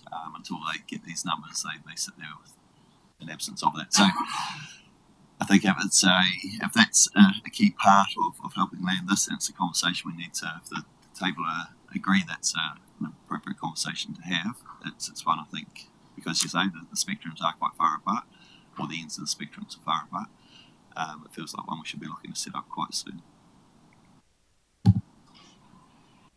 I imagine central government do a similar exercise around projecting the growth of New Zealand based on all sorts of factors, immigration and the settings they use, and they might look across the country and go, well, we expect this many in Auckland and that down south, and maybe some of the smaller parts it's floating. They don't really know, but at some point they made a decision that we were going to be one of 5 or 6 communities in the country that would take refugees. So they must have determined that somehow, and effectively that is a consideration in our growth going forward. So what exercise do they do, or where are they putting the numbers? And when they look at huru whenua, do they say, oh, roughly this much, or no? Am I just that doesn't happen at that level? I'm pretty sure government would rely on Statistics New Zealand being a government department, but very few councils use Statistics New Zealand to actually inform their forecasts. And if we were to include Statistics New Zealand, historically and currently, they'll continue to show quite a significantly lower rate to anything that's been experienced. And so when I made that sort of flippant comment earlier about that we had statistics showing that the district declining, by now we were meant to be tracking back towards 26,000 people. Those were Statistics New Zealand projections based on So ignore them, they get it wrong, we'll just carry on. Yeah, there's a few things which mean they aren't as helpful as the ones that take a more refined and perhaps detailed approach.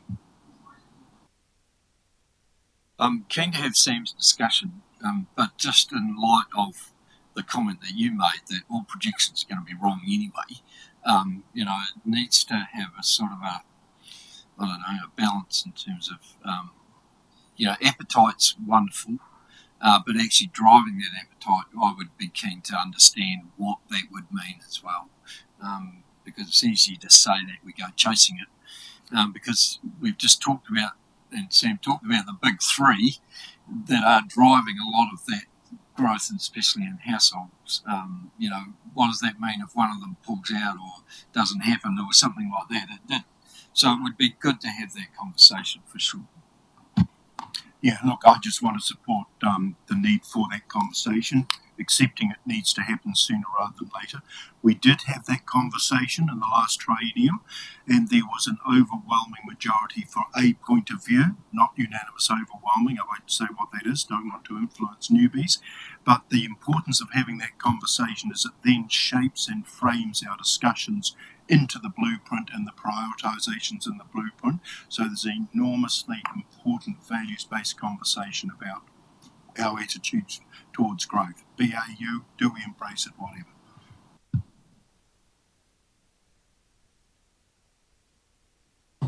Okay, well that's been helpful.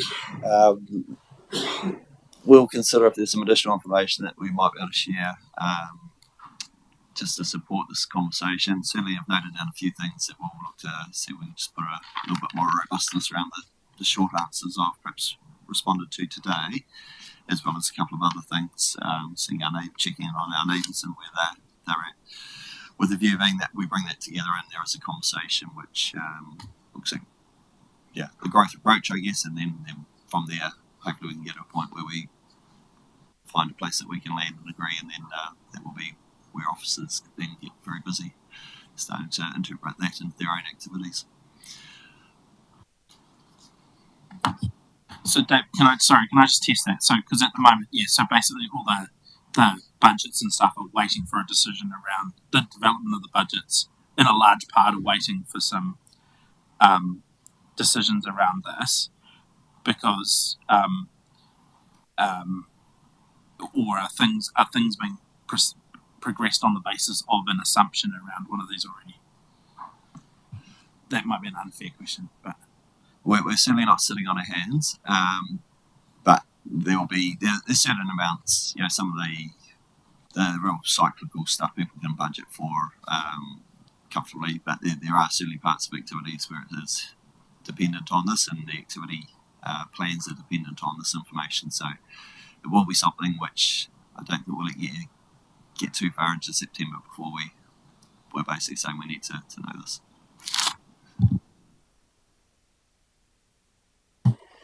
Okay, thank you. And then if we head into another piece of the picture in the puzzle, is looking at the different levels of review required for the different components of the LTP. In this, you would have had the two Excel sheets uploaded today. There's one which has the different components of the LTP, and the second one is the SSPs. So if we could take a look at the first Excel sheet, which has the different components for the LTP itself, we've noted the reviews signalled earlier as part of KPIs. And so in that Excel sheet, you will see different levels within that. So we have some blue lines where review is required, and we've included all of those ones for the KPIs and signalled those there. Right at the top of them, you've got the organisation-wide strategies. We've got Horowhenua 2040 as still being relevant and no review of that required. Blueprint is blue because prioritisation of that is required. Financial strategy, we're reviewing funding of the capital program assumptions there as well. Parts of the infrastructure strategy are highlighted blue there. The three waters, we've got solid waste, and we've also got land transport.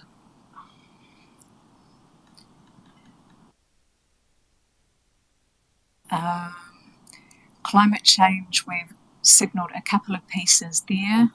Māori engagement, change in approach required, which will be discussed later. And so keen for your feedback on how you'd like to approach this today, realising it's the first time that you have seen it. Whether you'd like to have some time to yourselves to look at it and come back and just finalise that next week. That's the one, yes.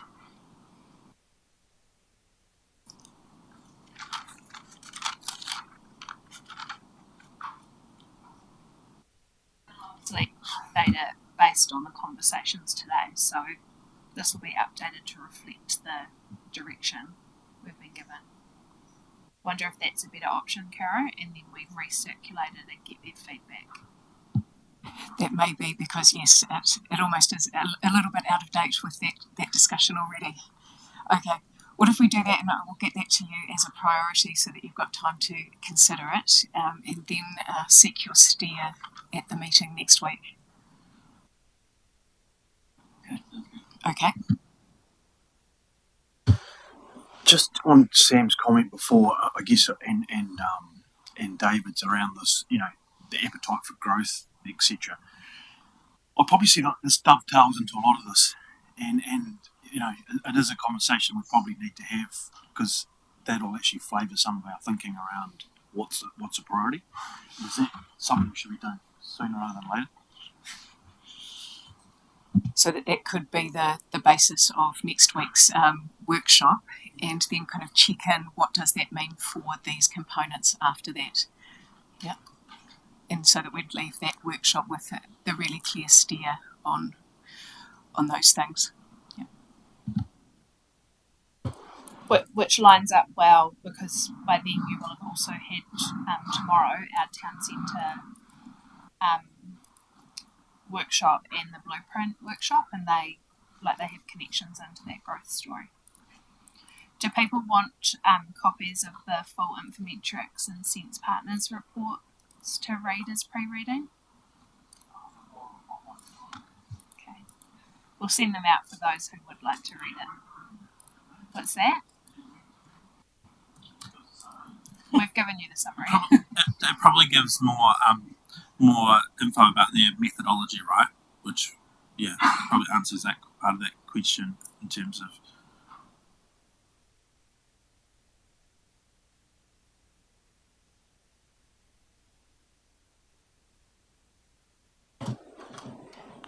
Great.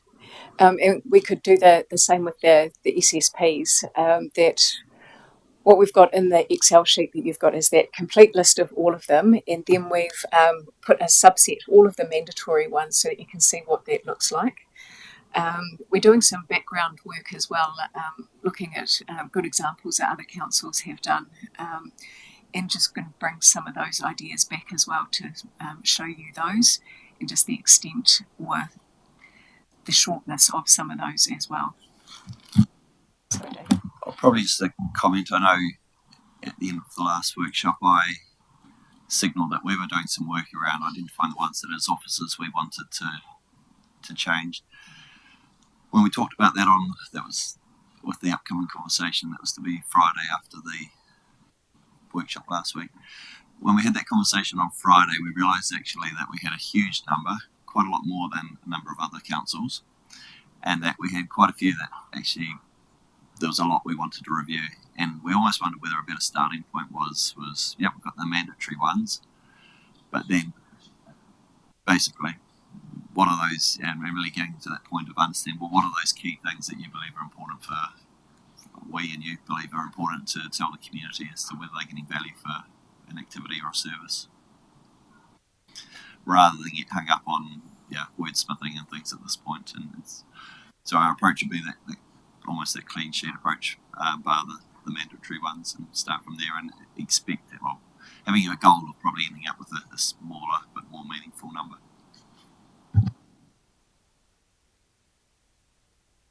I think I'd be willing to say I'd support that, because I think there's an important piece of like I'd be quite keen to hear from officers as well around like what's your view on what's the best way to measure performance or success around this, and then also then have elected members express their views so that we try to find those alignments, because like there's obviously much, I think, there is a lot, there's a number of ways where there's just so many better measures, or that we'll have more knowledge around how we can actually assess and monitor performance versus what's in some of those SSPs at the moment, which are just seem really pointless to me. So starting with that blank piece of paper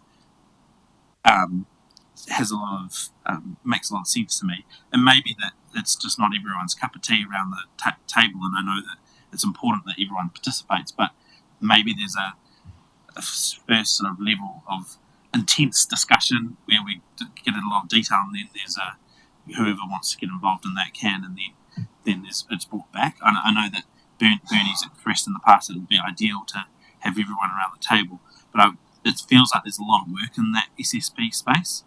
It might shorten up the process if we do start with that blank piece of paper, but it requires a little bit of thought, and it also requires you to connect all the dots between, if you do this is effects over here or whatever. So that was support just with that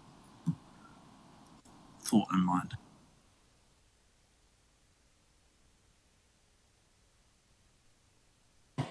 Right.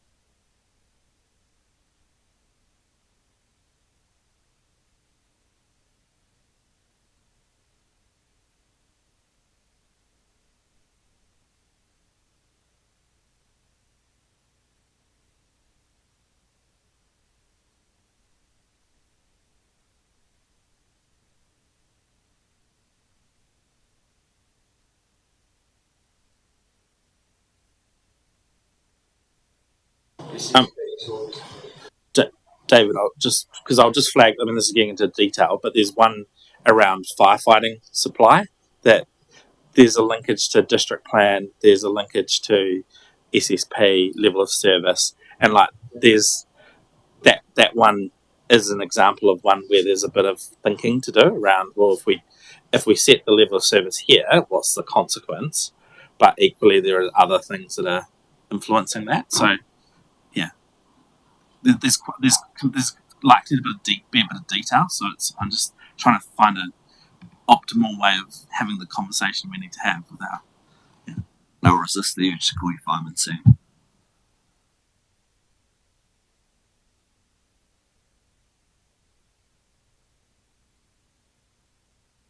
If you haven't found that SSP document, just let us know and we'll help you find it. Yeah. So go to City Hall.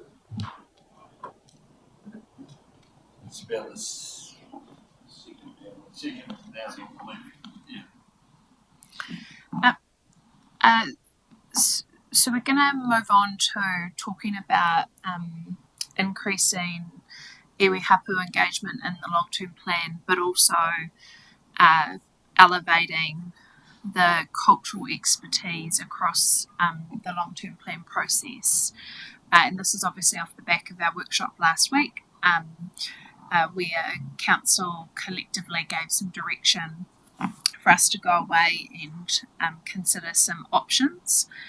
I think it's important that we acknowledge that this is in a broader context of a bigger piece of work around the Māori engagement framework. But what you asked for were what were the things that we could do right now. And so councillors will note that yesterday afternoon they received a report, high-level report, that just offered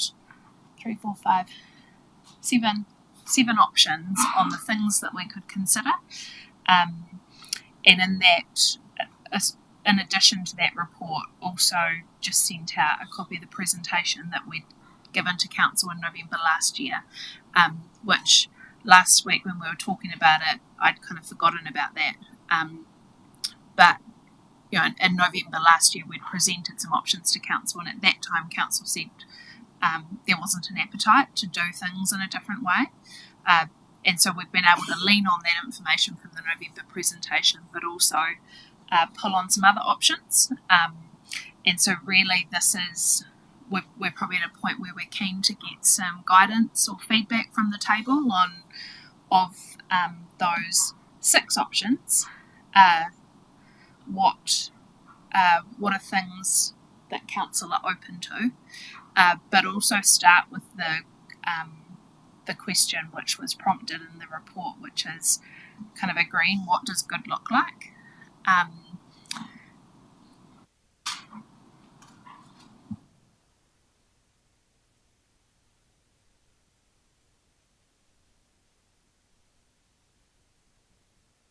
Can I just check? Is this open or closed? Or okay.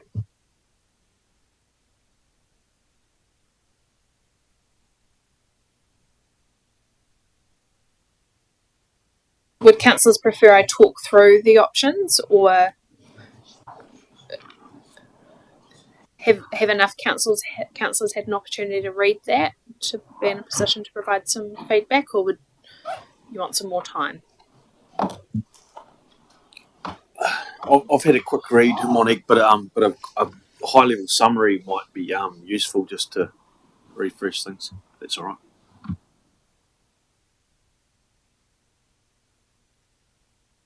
Yeah, so what the report which we circulated does is provides some options for you to give us some feedback on, and probably I just want to emphasise is that you could say to us we want A, B, C, D, E, F, G, or you could say A and B or A and D. We don't see them as exclusive. They certainly could be added together. And some don't necessarily require the direction of the table. So an example of that is elevating our cultural outcomes team into the project team. That's an operational decision that I can make. But what we were seeking guidance from is firstly from an elected member's perspective, what does good look like? We offered some options around engaging additional cultural expertise to assist us around engagement with iwi and hapu, and made some high-level commentary around how we used that process recently for district plan, and we received mixed feedback on that process. There's an option in the report around inviting iwi representation at council workshops and briefings, because what you'll be learning is that this is where the direction comes from. This is where the steer on the direction of the LTP comes. And whether that's representation at briefings and workshops or whether it's representation at this council table. So there's different ways that you could look at that. The report spoke about resourcing constraints, and so obviously acknowledged that council would need to commit investment to ensure that we appropriately that this was genuine. It wasn't. We needed to make sure that we appropriately resource time, and then acknowledging that there are particular aspects of the LTP where there'll be greater opportunity for increased cultural expertise or iwi hapu engagement. So, for example, the significance and engagement policy, the Māori contribution to decision-making policy, some of the growth, we kind of go back to that bubble that had some of the growth components to it, versus take, for example, the zero-based budgeting process. That's a very kind of procedural, internal, so process-driven output. We could certainly shape the energy and the effort that goes into different components to make sure that it was going to result in a genuine output, rather than it being, I suppose, people feeling like we were wasting their time talking about a council process that was so stuck in kind of legislative requirements or standing operating procedure requirements that it didn't actually present any value. But yeah, the paper's there to prompt some conversation, and really we're keen to hear elected members' perspective, appetite. Are you wanting us to go away and do more work, to add more content, to give you a few more options? I'll hand it over to you. There's some good options, Monique, and thank you to the team for doing that work in such a short turnaround period. Could I kick it off, and I'd welcome Jonathan, maybe your comments too. I'm referring to pages 1 flowing on to page 2. Number 2 there, lift the cultural outcomes lead into the project team. If I understood correctly Jonathan's message last time, it was about expertise, that we need expertise in that project team on issues pertaining to Māori, and that suggestion there seems to be a way forward to me. Yeah, and maybe just probably noting that particular option is really an option, that's a decision for the Chief Executive. I wonder whether Jonathan was probably more talking about, in addition to that, number 3, because that would be actually contracting additional cultural expertise to not just facilitate the discussions with iwi and hapu, but actually to provide contribution to the development of the long-term plan. Yeah, so don't want to put words in your mouth, Jonathan, but I think number 3 is where you wasn't the whole picture, but it was part of the picture. Just getting all my stuff open, sorry. I did read the email this morning, and yeah, you're right. It's starting a process to have some in-house expertise that's sitting there amongst our executive leadership team. Not necessarily iwi or hapu based from this area, but that Māori planning legal expertise that we need, I think. Yeah, reading through this last night, I went straight to number 3, I think, because it covered all the comments last week around, for 2 reasons. One was that we heard last week that the cultural outcomes team here, their inclusion wouldn't cut it, in terms of what the expectation was from particularly Jonathan and Justin, and perhaps even Hapu, in terms of that internal external facing stuff we talked about. But secondly, and you read it further on, that the constraints, and we hear it all the time, the constraints currently on iwi and Hapu to provide people to come to ongoing workshops around this would be more pressure unlikely. So for me, putting that together, I went to number 3 and think whether it's a short-term appointment of somebody that's got obvious qualifications and whatnot to guide us all and do that link with even Hapu through that process, or whether that's a longer term, that's the discussion, I guess. But for me, I was drawn to number 3 straight away. And there's been parallels to that process via the district plan, where the team engaged a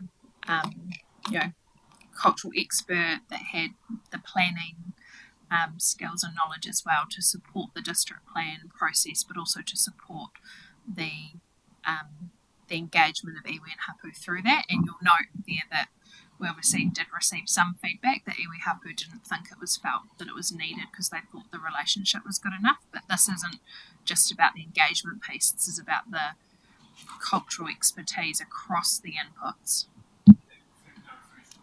This is more than a facilitator, this is an expert, cultural expert. Yeah, that was my question. For me, though, and Jonathan, Justin, and others might be able to help me in this. What does good look like? What does it actually mean?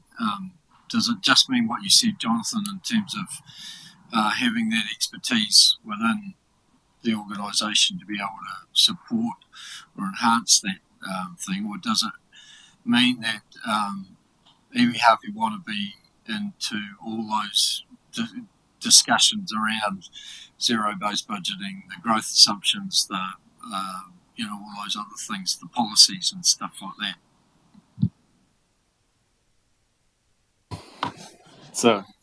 It's a hard one to really answer exactly what this organisation needs.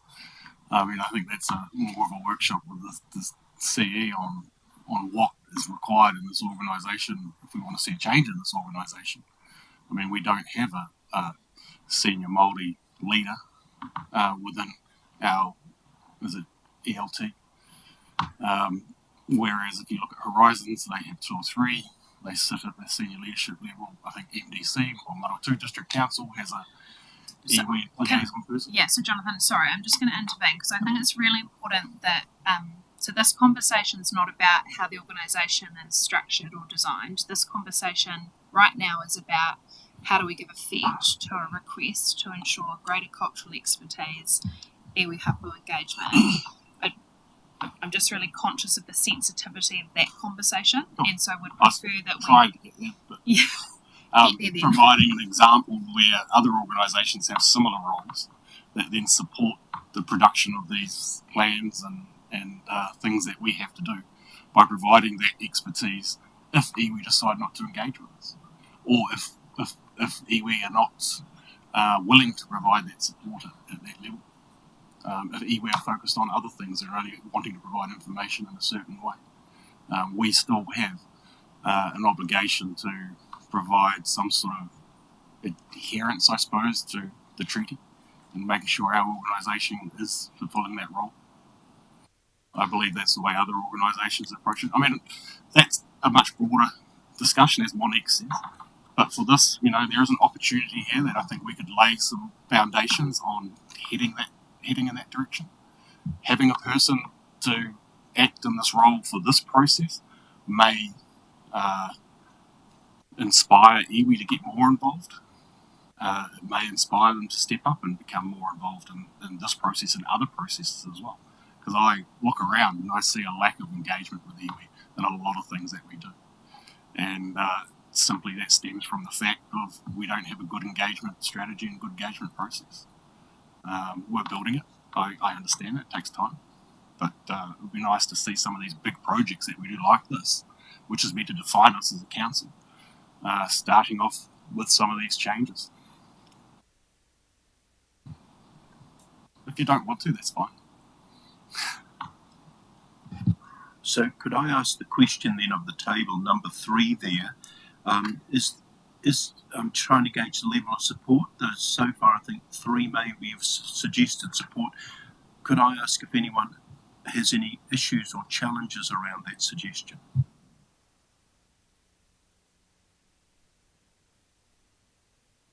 Well, David, I guess I'm not. In principle, I would support it, but there's I want to understand from the chief executive, for example, it's an unbudgeted cost, and so we've just put through a long-term plan, annual plan with a severely constrained budget, and so what is the consequence of this? What do we just take that unbudgeted item and accept that now there's going to be a greater budget deficit come June 30 next year, or does something get cut? So I want to understand the consequences before supporting it in this context. Yeah, and I'm not in a position right now to say this is what it would cost, but I think what I'd like to get is enough of a steer about what options council are open to, and then what we would do is we would bring back a little bit more detail next Wednesday and hopefully get council's commitment to those options. Could you, just from, I guess then, before I could give that signal, could you give an understanding of, or could you give an indication of what you think the potential parameters of that cost could be? I think it's probably between 50 to 100,000, and that would be on the notion that that would be because the broader conversation that is while it's connected, it kind of sits separately to this conversation right now about resourcing. But for the purposes of the long-term plan, it would be us engaging someone that is typically going to be working for a consultancy provider of some form, and to be committing a certain amount of hours per week, and it will have ebbs and flows. And I imagine majority of the work would be between now and Christmas, because that's where the inputs are.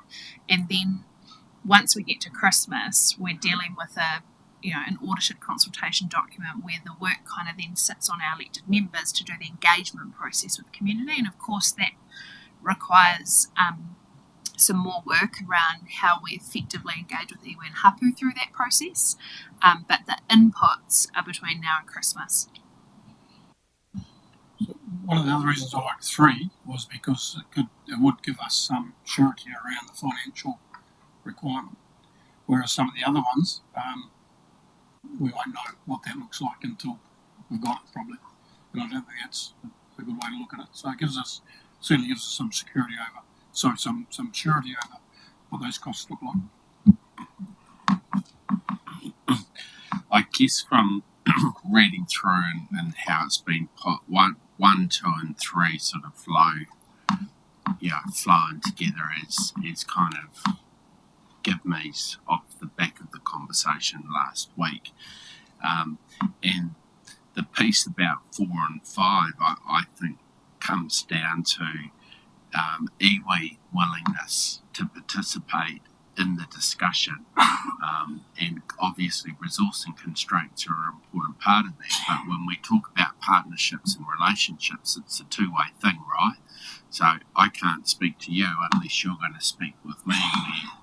We're prepared to do that, and I think at 4 and 5, the issue is, are we at risk of having one party represented and not the other, and a third one excluded? So I guess it's forming up in terms of where does that offer go out to and who does that go out to, and that's going to be fairly accepted and recognised by all parties that want to be part of that discussion.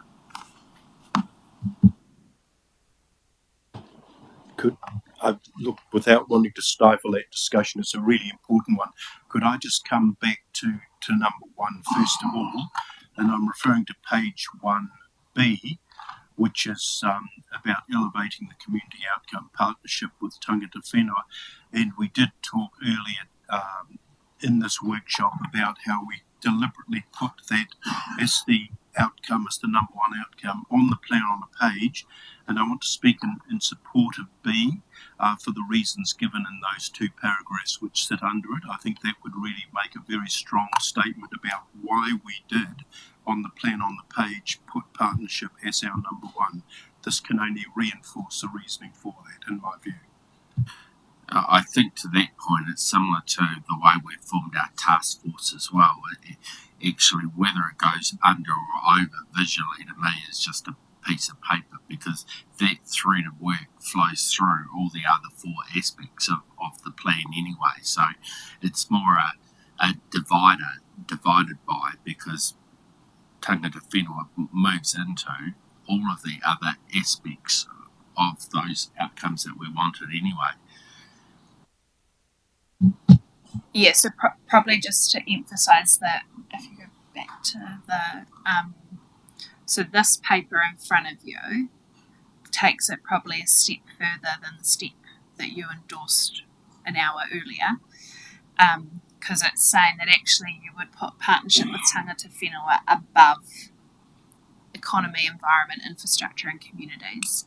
And this is where I suppose this is your opportunity to set the tone, because it's all well and good to challenge the business, but your opportunity is by setting the tone and saying partnership with tangata whenua sits above the other 4 community outcomes, then that flows through all of the rest of our work. Is there appetite for that? Help me with that, Malik. I'm seeing that as not above, but alongside. How do we reconcile above those other 4 things? So what the paper suggests, remembering you've asked for options, would elevate the current community outcome. So it would elevate partnership with tangata whenua, and it would see that community outcome lifted to a level which is above the other community outcomes. So it's not just visually, but it's also then strategically saying that it is above the other community outcomes. So to put it in different words, I think for me what it's saying is that if we agree to this, we're saying that for each of those outcomes, partnership matters and is integral in our consideration of each of those outcomes. We must consult with iwi. More articulate than me, David. Thank you. Yeah.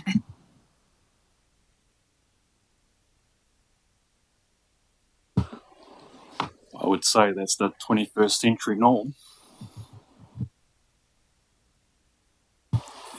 Yeah, I've just been listening to the kōrero. It's good kōrero. It's humbling to hear the kōrero. I think when I think about the dynamics of our district and our iwi partners, I think number 3 resonates with me because I'd actually like to see someone that's able to sit alongside Monique and guide the process, because even though we're only talking about this in the LTP process, I think it could add so much more outside of this process, and I think that the right person guiding our CE, assisting our council to understand the nature of the engagement and the outcomes being sought are critical.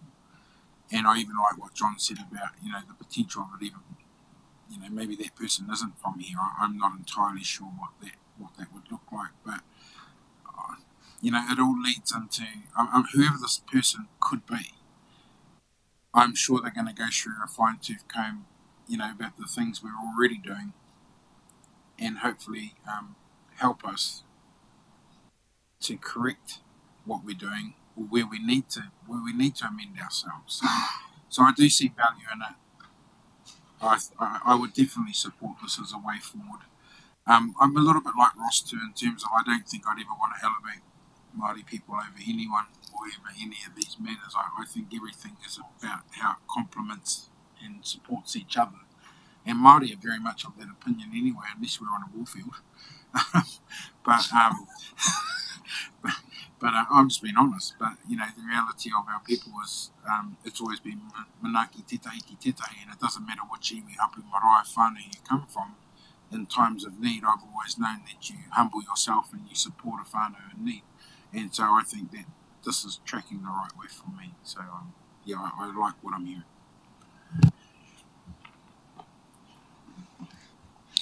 Just for me, I actually see this as sort of a level playing field. I see like finance and the environment and everything, they're pretty important components. And I think for me personally, I'd actually rather see them on a level playing field, because I think, as Justin mentions, that they've got to dovetail into each other and be, have positive outcomes. Mr. Mayor, I just wonder, for the purposes of, I found this conversation useful, but it's a little bit disjointed, and I'm just wondering if we could go through methodically through the options and get a clear steer to then either rule things or out in or out, because I feel might be useful in terms of the direction or guidance back to Monique. That's just my proposal.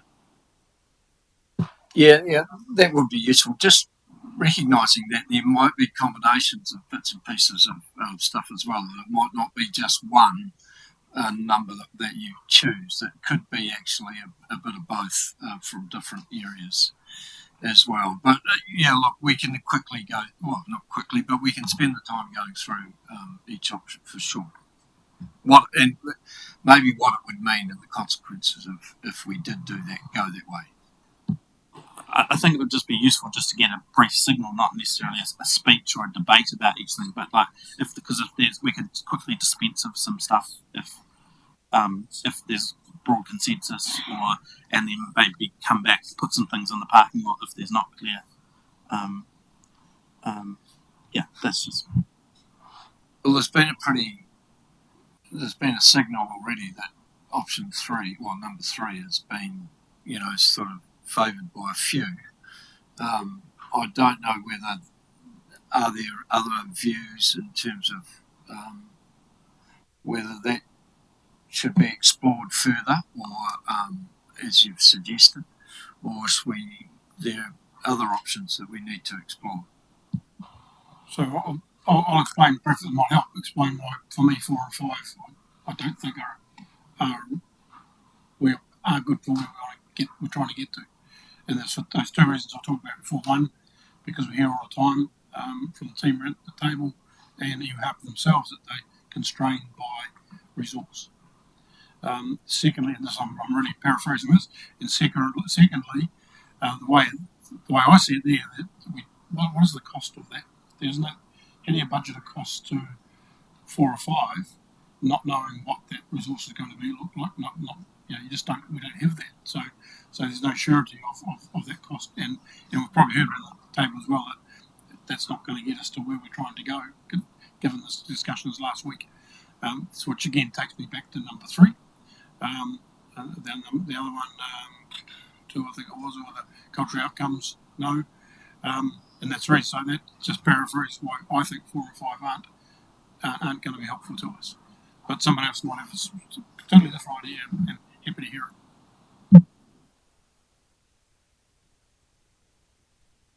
it. So maybe I could help by what I think I've heard, and then people can say whether that's not what I've heard. Or would you rather go through each option, Sam?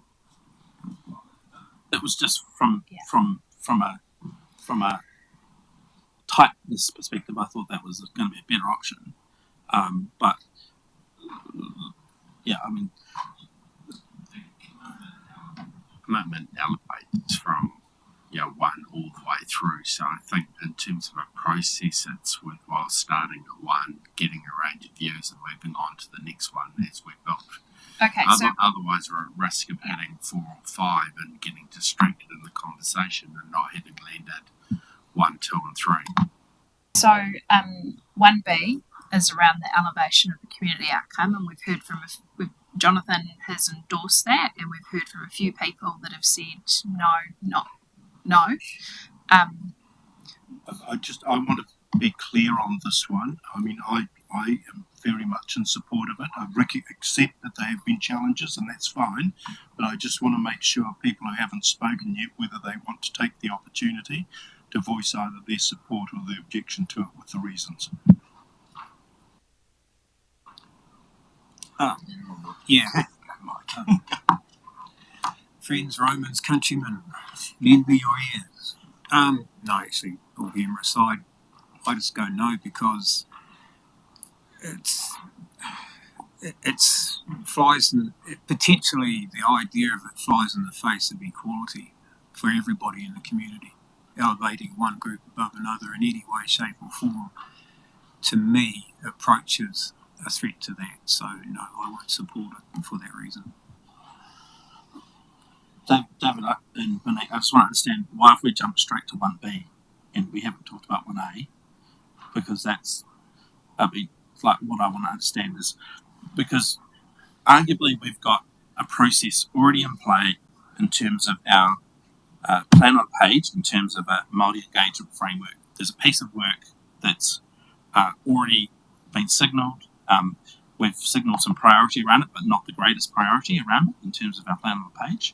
And so I want to understand what does this look like out of cycle with that piece of work? Is this what good looks like for the purposes of the long-term plan, or is this about what good looks like in terms of the partnership and how we work together? Because for me, the framework, developing the framework, is the right time to have that conversation, and that's going to be an ongoing conversation. It's not a 1-hour slot where we agree these things.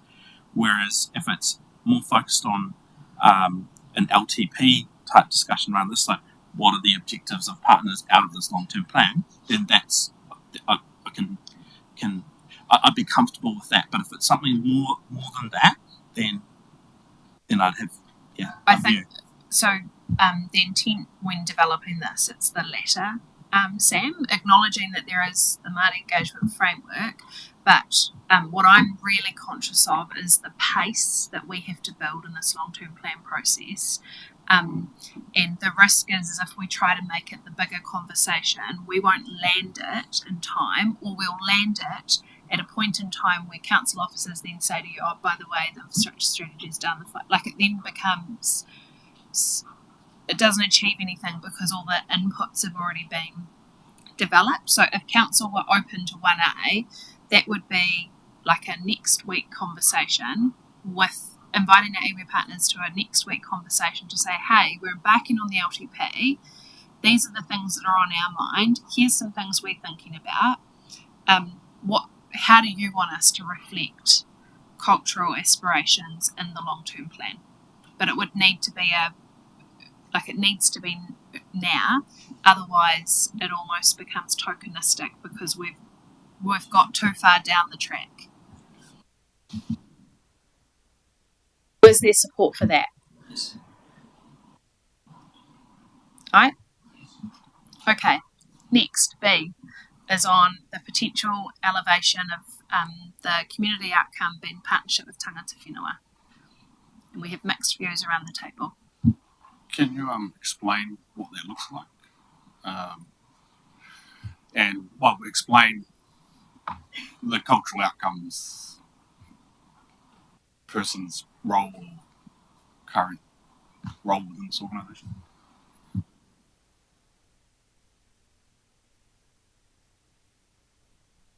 B, we're at 1B, Jonathan. For me, no. B, no, because I think it needs to sit alongside and support, not on top of, and I think it's supported by at least Justin. Yeah, I agree. I'm in that same school of thinking. I too agree with that.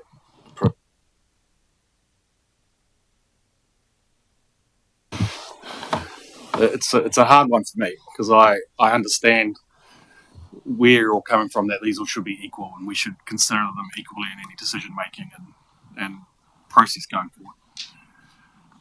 But then we do need to recognise the special relationship with tangata whenua through the treaty, and we need to recognise that our treaty partners play a strong component in each of those anyway. So we do have a strand which is then cross-cutting all of them with things that we have to recognise within those other strands. For example, we have a Māori economy which is very strong in our district that we can't ignore.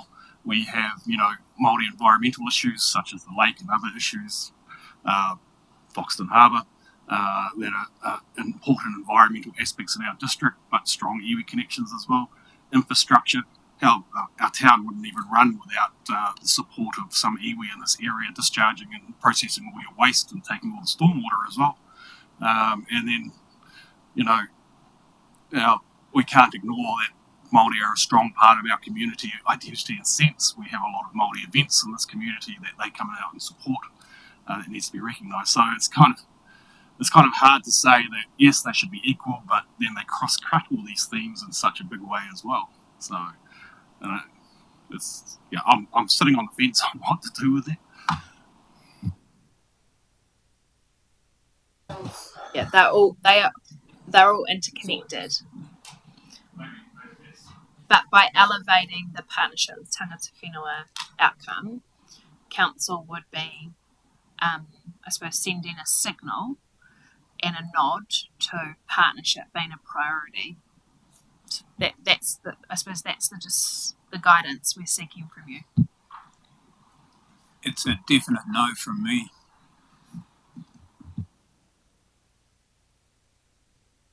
Does anyone else support Jonathan's fence sitting? I happily fence with Jonathan around it because I agree with his view, and I also get those opposed because there's certain segments of our community that just aren't ready to accept the viewpoint that we're talking about, and taking on Justin's commentary about it, Māori don't even necessarily want to see that elevated. Potentially it's a nod to iwi, but I'm not necessarily sure it's a nod that's actually going to add any value, because what I've heard sitting around the table and the conversations I've had is they actually want of the stuff that comes after underneath that. They want proof in the pudding. They want to see what we're going to do. They want action versus conversation about it. And I think this, I'm happy for it to remain as is, because it's about how we put strategic effect to it, not necessarily how it turns up on a page from a value perspective. But I'd be comfortable to go the other way. I think Clint's inspired me here to get off the fence and probably head towards elevating that partnership aspect. I mean, I think we have a responsibility as leaders to not sit on the fence, but show some leadership for our community to elevate that status within our community. We can't be bogged down by the archaic views of aspects of our community that thinks that we should stop pandering to the needs of tangata whenua and stop doing these things. I mean, we should be doing these things and showing the leadership that we elevate and respect and value their contribution to all these aspects of our community outcomes. So, I think we should elevate it. Is that pandering to the archaic notion of democracy, perhaps?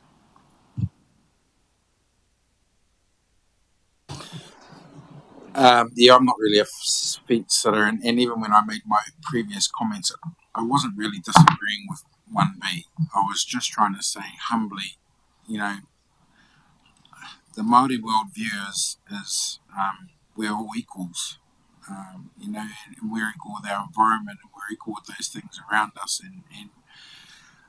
But I'm also of the opinion too, much like John, that if elevation is what's required to capture what we're trying to do, then that's all okay. But I just struggle with the word elevate.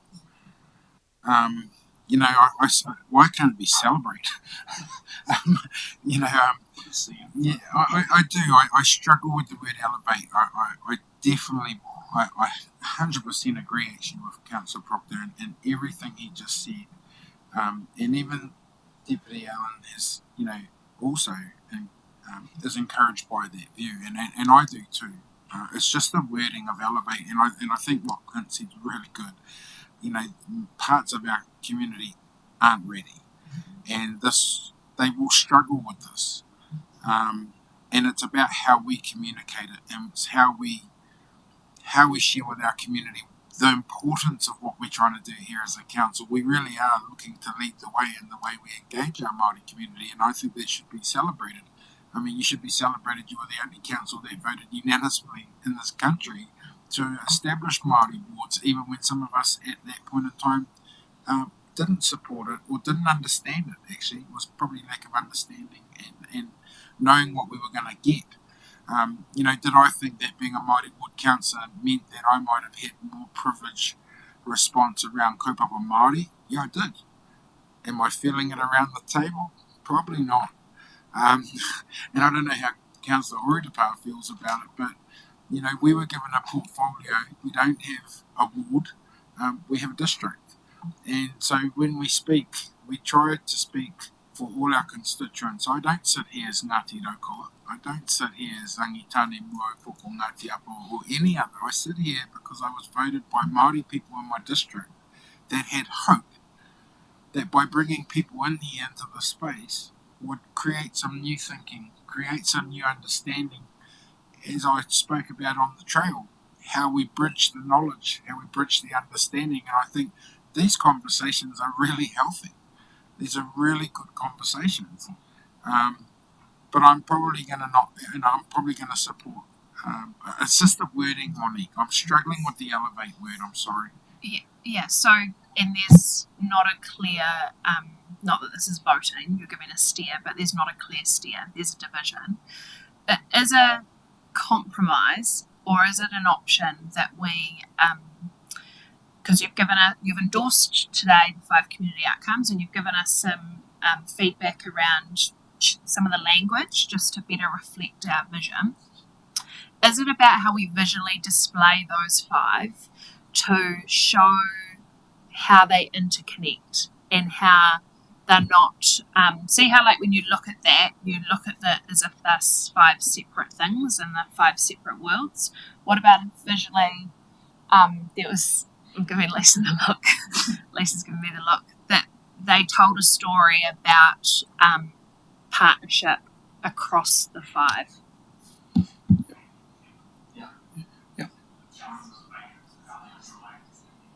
So, Monique, just to help on that, I think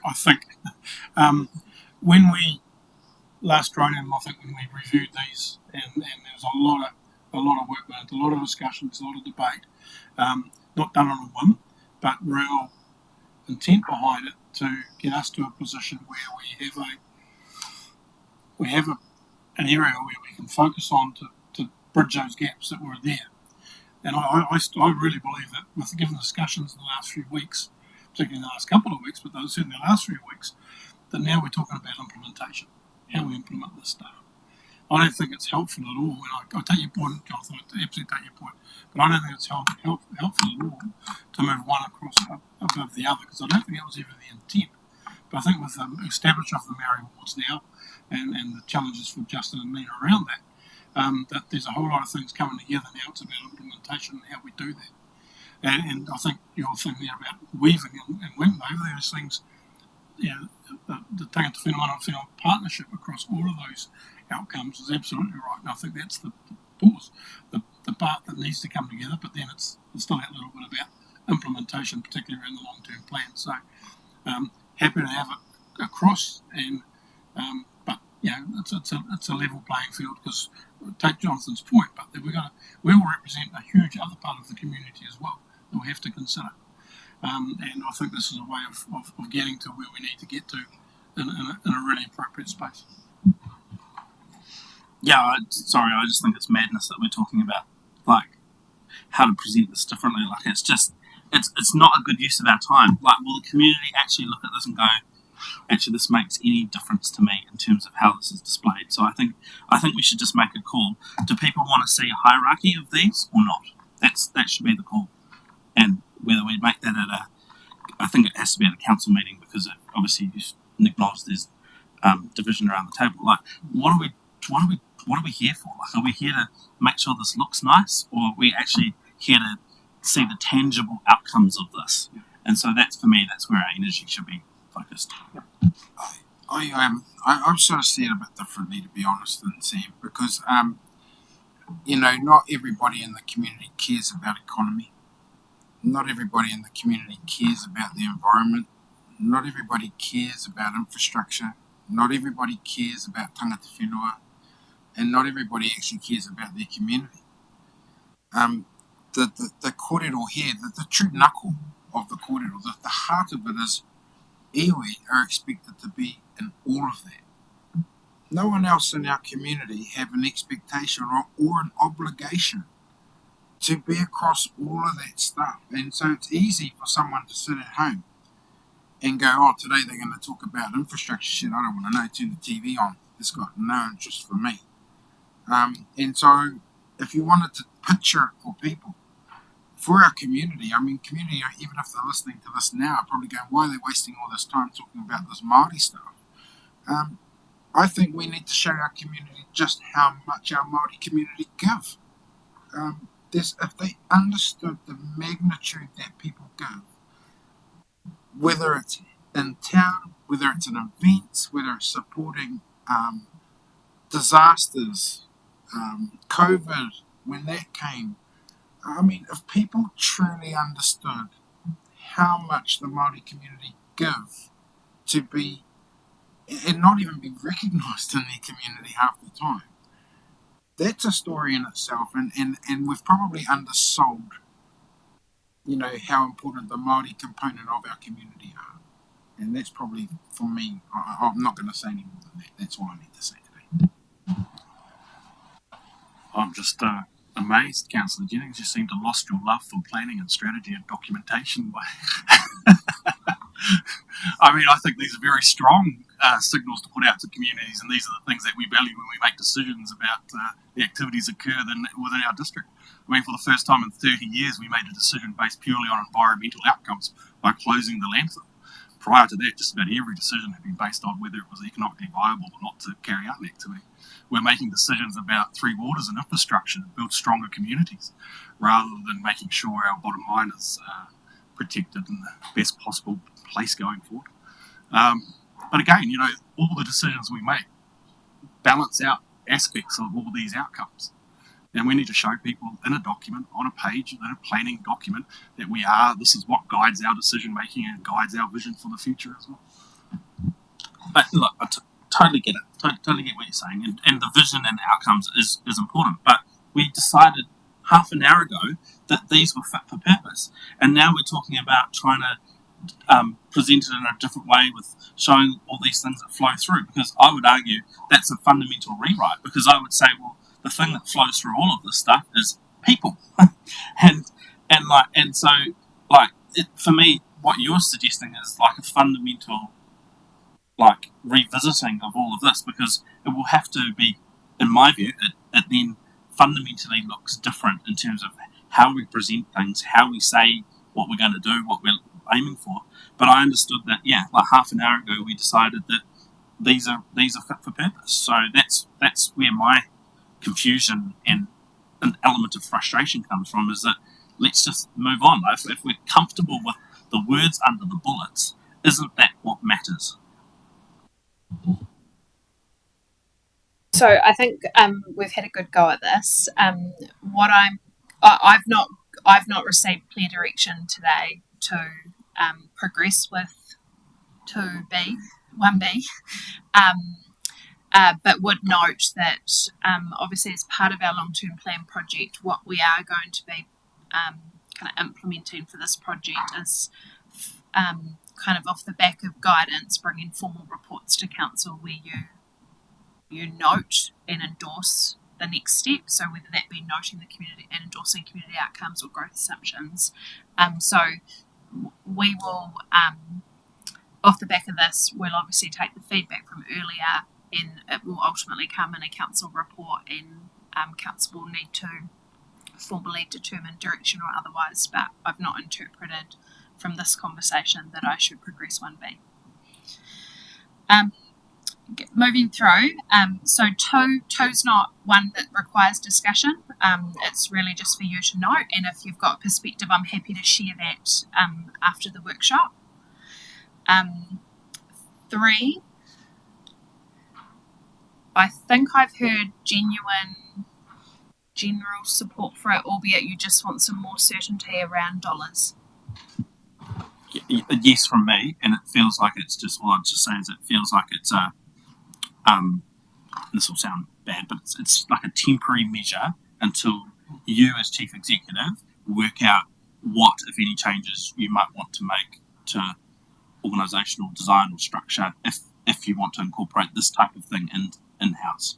So from that perspective, subject to you saying that it's not going to be hundreds of thousands of dollars, that there's some reasonable constraints on it for the purposes of the LTP, happy to indicate support. And just for me, for the purposes of having clear direction, I would support this sort of thing, but obviously subject to financial commitment. Yeah, for me, how much? Really, show me the money. I'd just like to know how much ratepayers' money we're looking at and prepared to spend on this. I mean, if it's not a lot, I can see some value in it, to be fair. However, if it's a lot, and these, I don't know what consultants can, if it's like a consultant lot, that could be a couple of $100K. I'd just like to know how much.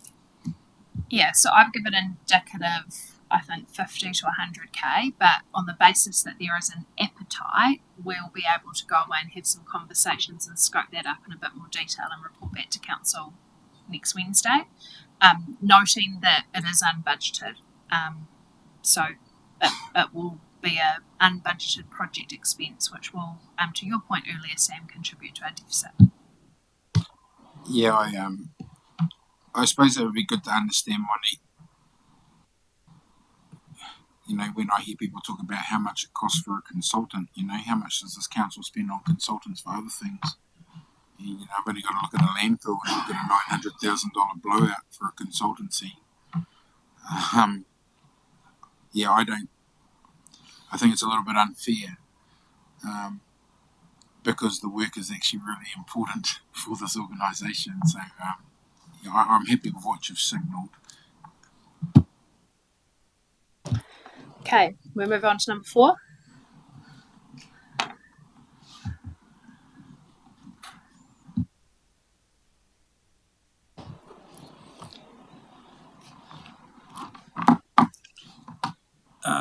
Four and five, if as far as I'm concerned, are completely undemocratic, and I really struggle that we're even considering them. To be honest with you, it's got nothing to do with the Treaty of Waitangi or Iwi or anyone, but they fly directly in the face, to me, of democratic principles. Simple as that.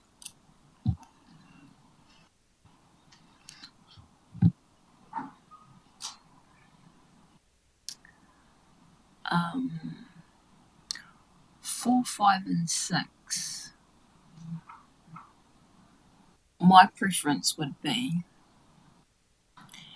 now that in our top 10 priorities, complete the rates review as part of the LTPA, done, tick it off. I'd prefer to move now, develop a Māori engagement framework and shift that from that second column of focus into the top 10. And then, seeing as it's now got priority,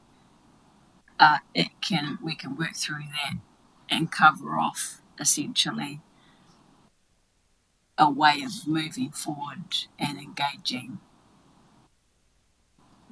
and hearing directly from our iwi partners how they would like to move forward in all manner of things, and not just be ad hoc because this is LTP and let's do it like this. Like, it's that stuff to me is a bit reactive. I'm not saying it's might not be some of their preference.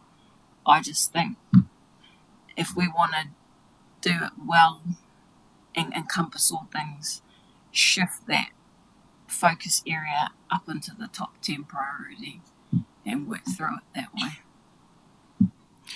Look, and Piri is right in saying that rates review and also the landfill, there is 2 things now that we can tick off.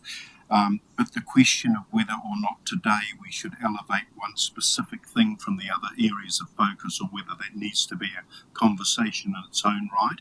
I have a lot of sympathy for the Māori engagement framework, and it's come up a number of times as being a priority, but I do wonder whether it needs to compete against those other areas of focus which are contained at the moment on the plan on a page, weigh that up against the other priorities that we've identified. I worry about doing it today spontaneously. Well, it's just the way in addressing 4, 5, and 6, because that would come out of what would cover across the board. So it's an option for others to consider. Yeah, I support what Piri's saying there too, because when I looked at 4, 5, and 6, and I actually I knew Ross. I was feeling I could tell from him. But I actually agree. I think many of the answers for that will come out exactly out of that framework development. And I have asked that question: what are we buying? I've asked it several times when we have these arrangements with our iwi. And when I look at the specifics in 4, 5, and 6, I'm thinking that's the detailed stuff you want to know that you're going to buy if you're going to resource an iwi to participate with council. And if the resourcing capacity is there, then many of them are sitting around tables with us anyway at points of time, whether they're resourced or unresourced. Those that want to be here still turn up, and so it shouldn't. Money should never be the driving denominator, but it should be encapsulated within the agreements that this council are potentially going to engage in anyway, and that framework is absolutely critical to helping us with 4, 5, and 6. So I actually support Peru too. Sorry, John. I was just going to say thanks to Monique because I think these are really innovative and great ideas, and these should go forward and become standard practice as part of an engagement framework once that's established. Yeah, I think these things presented at 4, 5, and possibly 6 are things which are happening now out there in the rest of the country, which are now becoming standard practice. And in terms of making a contribution to our society and democracy, it just provides stronger transparency around decision making and incorporation of other views of our community. And it shows a bit more of an enlightened council really seeking advice and other views from out in our community as well. So thanks.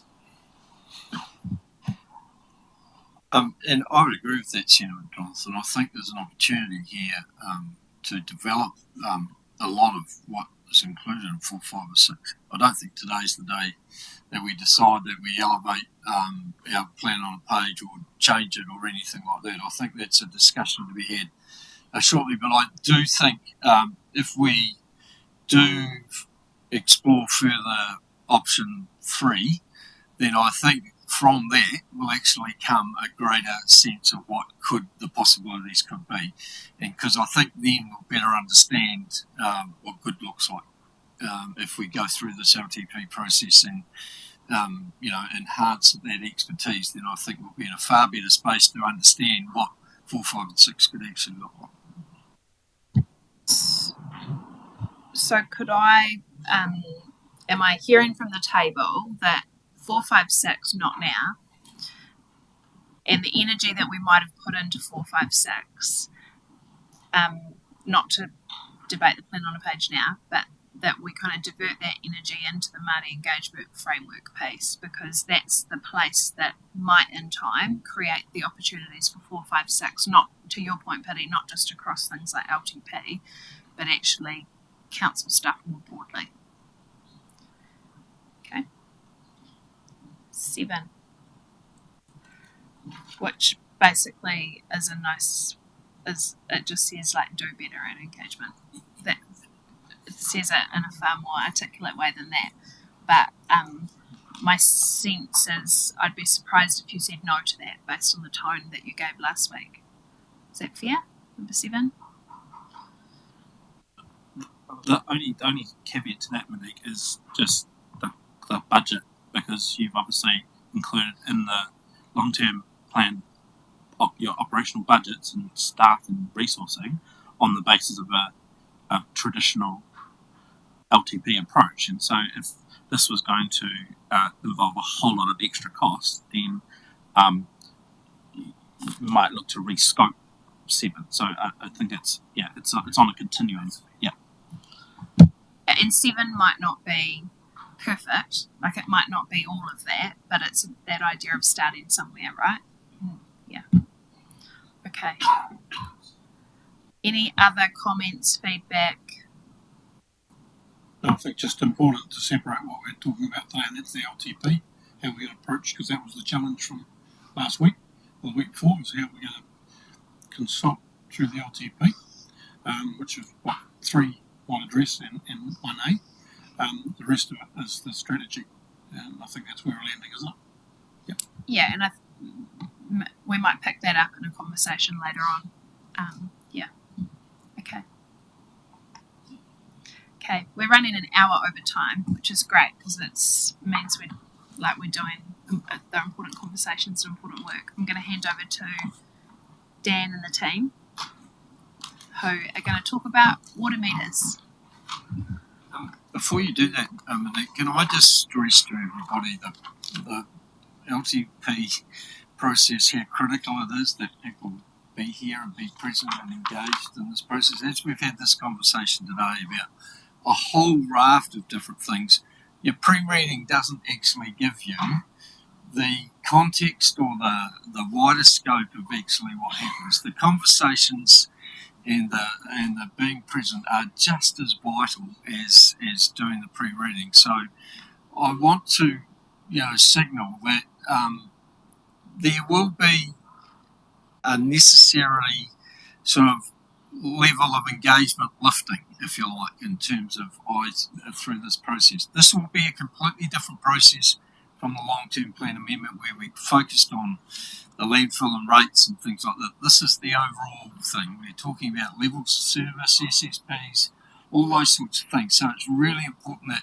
if we have informed, great decision making, that we're all in the same we're hearing the same things. And so there will be a degree of expectation in terms of your commitment to this long-term plan in the future. That's all. Cheers. Yeah. Yeah. Oh, good. I haven't had lunch yet. That's good.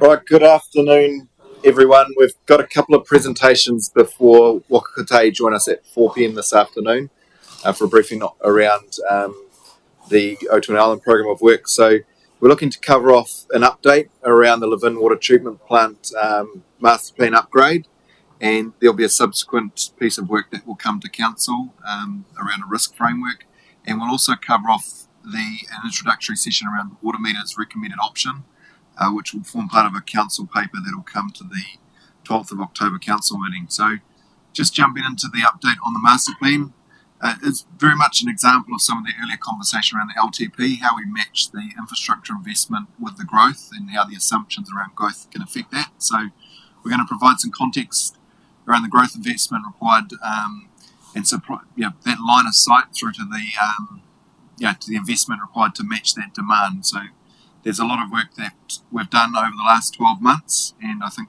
some of the comments from earlier were around how do we crystal ball gaze around a 30-year plan, but in some respects we know a lot more now about the water supply than we did 12 months ago. So we're very much in a position to provide an overview of that skeleton framework, which is helping at an operational level to make decisions around upgrades of filters and the like, but it also provides a longer term view of the options for investment, be it in resilience or investment back into the awa in protecting our water supply.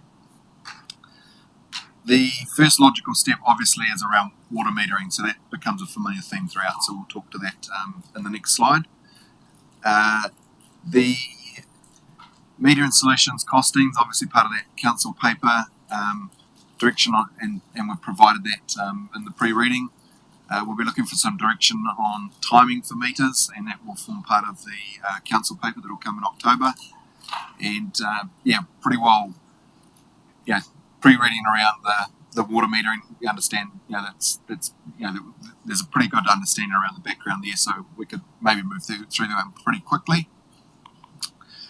The point around this slide is really around the fact that 12 months ago, when we were setting out on the journey for long-term plan amendment, it became quite apparent that by 2025, with the population growth projections, we'd be getting to a point of our maximum limit of water take from the water supply. So that's almost these three components in the water supply chain around the source water, the treatment, which is the plant itself, and we'll talk to a few more slides on that shortly, and then the demand in terms of what's being used out the other end, and that's driven by both leaks, but also by the number of new houses that are commissioned. So this slide here is telling a story around if we were to install the water meters, which is the red line, we effectively get another 5 years deferral before we're starting to reach that point where we would need to see plant upgrades coming online, and also addressing the source water, the fact that we've got an upper limit, and certainly taking water above that limit would start to have impacts on the awa. And so there is a prospect around the Podes Road water consent project that we're in the consenting phase currently, so that's certainly part of that solution. But the water meter is an obvious one in the short term that we just need to implement, and that provides that buffer for us to monitor the growth and then keep advancing some of these technical solutions. So as an example, it's become quite clear that we need to get the plant back up to its current design, which is output, which is 15 megalitres a day. In general terms, the plant's currently running at that 12 to 13 megalitres a day, and there's some interim upgrades alongside the fluoridization that we could actually get in there and upgrade some pressure filters and a couple of other minor type upgrades around the plant, and we can get it back up to its effective design capacity in the next 12 to 18 months. The next part of the equation is if we were to match the investment required to meet the long-term growth, we'd effectively need to double the output of that plant. So this is looking at that longer-term plan of upgrades, and there's a whole lot of investigation, but we'll come back with a subsequent session around the list of technical projects, and we'll match that to elected members' appetite around risk across those different areas. So one example would be if we had concerns around seismic resilience with our concrete tanks up there that we know need seismic strengthening, we could direct our investment into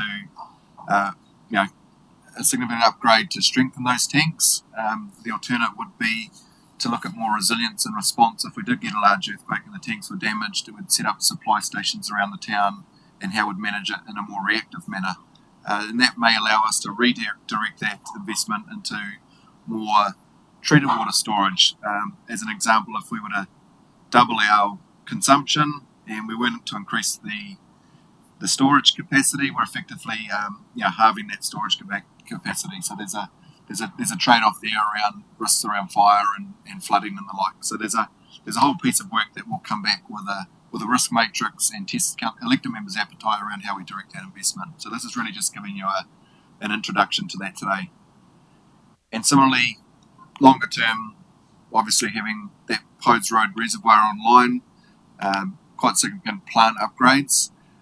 How we would like to pitch this is that the investment and the upgrades would be matched to the growth curve. So year on year, we could reassess that, the population that's actually incurred, reassess council's risk appetite around where that investment's currently being directed, and that would allow a governance level decision around how the investment was rolled out. So once again, that risk matrix will talk to the raw water reservoir supply. So we only have the only source of supply is currently from the river. So that's impacted by flooding on a day-to-day. It's impacted by drought in the middle of summer, and so certainly the prospect around the water reservoir and the consent process that's currently underway, that we're working alongside technical experts and our EU partners ahead of a consenting process, would be to effectively buffer that direct take from the river, so that we knew when the river could give, we could take that water out and store that for later reuse. So that project has been advanced, and there'll be a subsequent update around that. The treated water reservoirs, they obviously present an existing seismic risk, and as more demand comes online, it means we've got less hours of storage. And obviously sticking to the budget can be achieved by deferring some of these upgrades, but it does start to open up other risks around the trade-off between strengthening and increasing supply. Once again, this is just a summary of oversight to give context that there's a whole range of projects with varying work streams, and the intention, if we start to sum this up, is probably a significant sum more than what currently sits in the long-term plan amendment. And so what we'll be looking to do is to match the investment with trigger points and a risk appetite for elected members, but we'd really be seeking that high-level direction around what's more important to our community. Is it that resilience in a weather event? Is it focusing on the hour and trying to limit our water take in extreme circumstances? So there's a whole opportunity that sits around that we'll come back with a separate briefing paper on. So that was pretty brief, but it's just really to signal that there's a large amount of work coming in that space, and just to give some context that all of that investigation is pointing to the need to implement water meters with some urgency, and there's been a commitment through the long-term plan amendment to do so. So the next presentation was really just to provide a segue into that and get some guidance ahead of a council paper in October. So any general questions around the work that's been done on the water master plan, happy to take those now. We'll jump straight into the initial solution, which is the water metering across the Live-in catchment. Just a quick one, Dan. Did I hear you say that Podes Road would be a separate briefing at some stage? Did I hear you say that?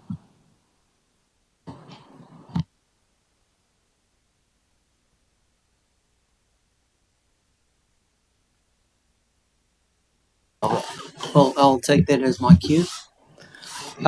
So Mayor Bernie had a good suggestion that I started off by just asking the room, anybody opposed to option 2 that we proposed? Okay, well, we'll go through it. We'll go through the details now. So we'll just quickly go through this. I've summarized. You might have seen in the rest of the slide pack some more expanding information on some of these options and the costing for those and the pros and the cons for those. So we'll quickly just cover off in this summary why we need meters based from a water demand management view, and then the treatment plant upgrades that Daniel's already spoken about. We'll quickly look at our options and what they cost, and then when and how we will plan to roll this out, which is why we're asking your direction on this. So from a water demand management point of view, to manage your real losses, you can see it as a picture of 4 arrows trying to squeeze a box. That orange box, orange yellow big one, is what a system is currently losing, and you're trying to squeeze that to the blue box, which is what a brand new system will be. So the 4 approaches that we follow is when there are leaks, we get there quickly and we fix them for good. We do active leakage control, which is monitoring our flows, doing constant leak detection, noise correlation to find those leaks so that we can get there quick and fix them for good. And then in Levin, the pressure management. So if you reduce your pressure in the network or manage and optimize it, then you also reduce your leakage. And the whole point of this is also to apply good asset management and use all of those pieces of information to drive when and where, to give you direction on when and where the most critical water mains are that needs to be replaced so that you can drive drain leakages. Now in our water demand management, we've got the district metered area flow monitoring that's been set up already, where we know how much water goes into each zone. And that green bottom line there, that is the minimum light flow that goes into a specific zone in Levin. That is 70,000 litres per hour. Now some of that is legitimate night use, people flushing toilets, but between 12 and 2 in the morning, you don't expect people to be, especially in winter, to be actually using a lot of water, so there's no outside irrigation. So that gives you an indication of the leak rate. Now, the problem is we know it's got a high leak rate or expected high leak rate, but we're not exactly sure if that's on the pipes or if that's actually on the customer's side of the supply, if it goes into the property and if it's either leaks on the supply pipe or leaking toilets and cisterns or taps are dripping. So why manage and reduce water losses? Now there's 2 ways of managing a system. You can either pour more on the top. That means you need urgent capacity upgrade at the water treatment plant. You need bigger reservoirs, you need more storage, and that is lots of money, lots of dollars up front. Or you fix the leaks, sweat the asset, as you can call it that. You delay your capital infrastructure and expenditure on infrastructure, and you don't have to pay for bigger reservoir capacity upgrade, plant upgrade. Now, the options for the water metering is basically just the current status quo, rolling out the analog meters. Now, those are just manually read by a person walking around and taking each reading manually. So that's quarterly readings, which means only 4 readings a year. That option, if we roll out across the district, this will be a capital investment of $2.2 million and an annual expected operational expense of $165,000. Option 2, which is the census radio meters, so the drive-by, we propose a weekly drive-by by mounting those in a rubbish truck, so we'll get 52 readings a year. That'll have an expected capital investment of $5.7 million to install that on all the connections in the district. No, it'll go on the rubbish trucks. So there'll be weekly readings.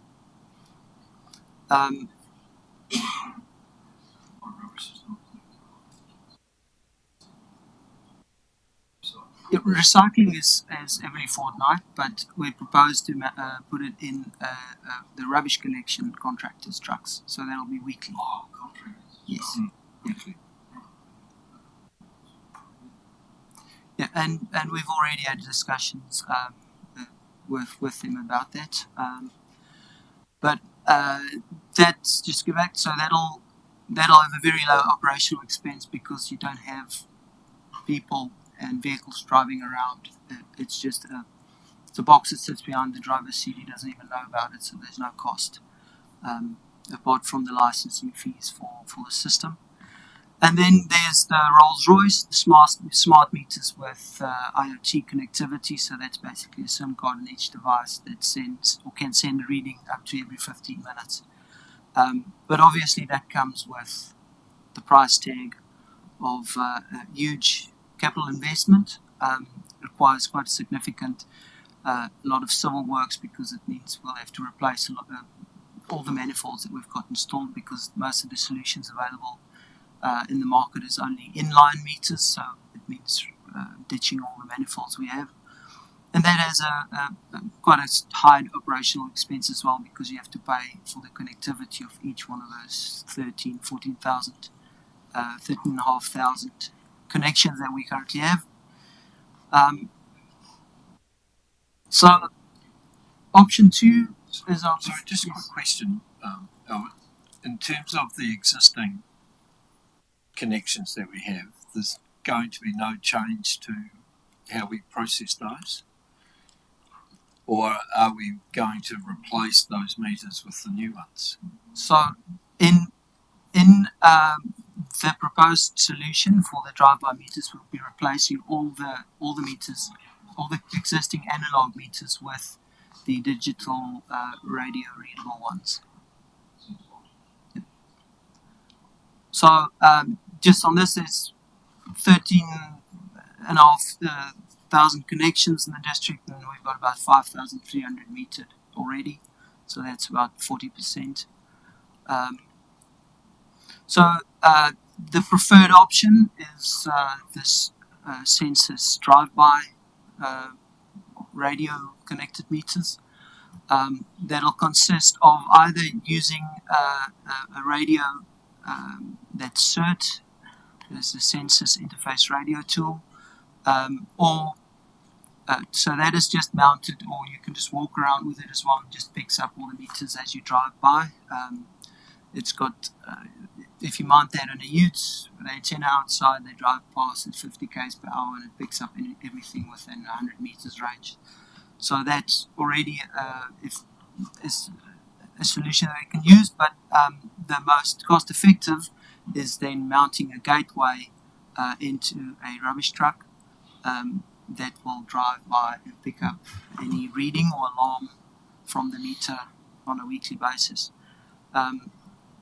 The system basically consists of the meter, a reading tool, and then it sends that information up to a cloud-hosted database that all the information can be pulled from.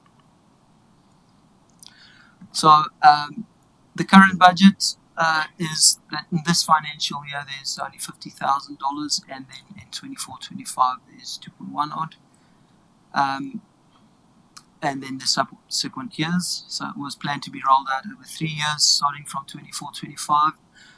But what we're proposing is, because if you remember that second or third slide that Daniel showed, is that we run this very high risk, of imminent risk of actually running into our consented limit for the abstraction from the Ohio River as soon as 2025. So we need to get onto this quite quick.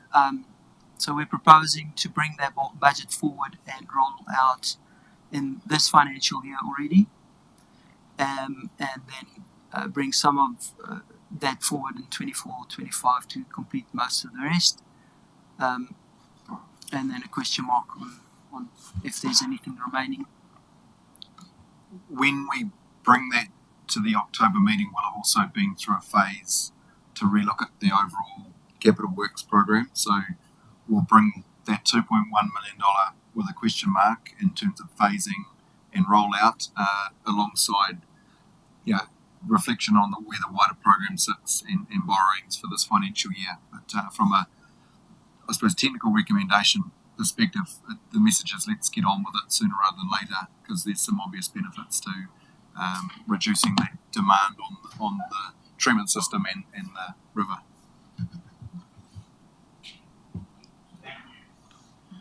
Were you saying that?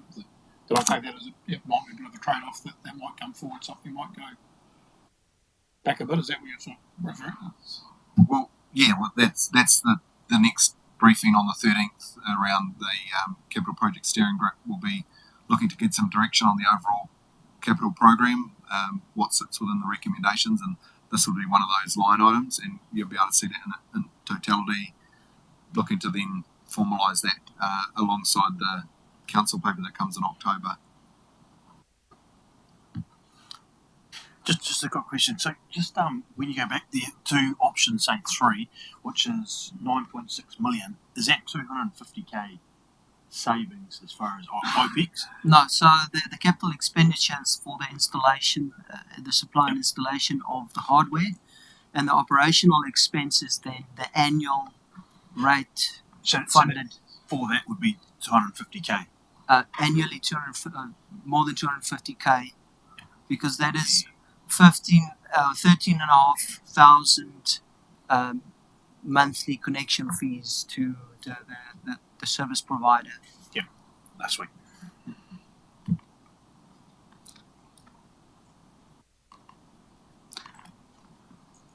So the implementation plan is in this financial year to bring the budget forward and then start in Foxton, Shannon and critical zones in Levin,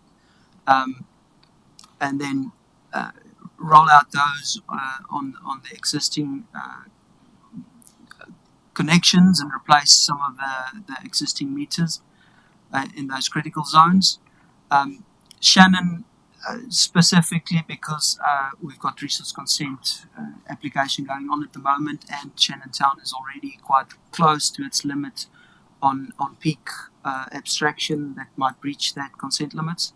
Foxton because it's one of the high loss areas at the moment, and we need to put some effort into that in reducing the demand on the water treatment plant.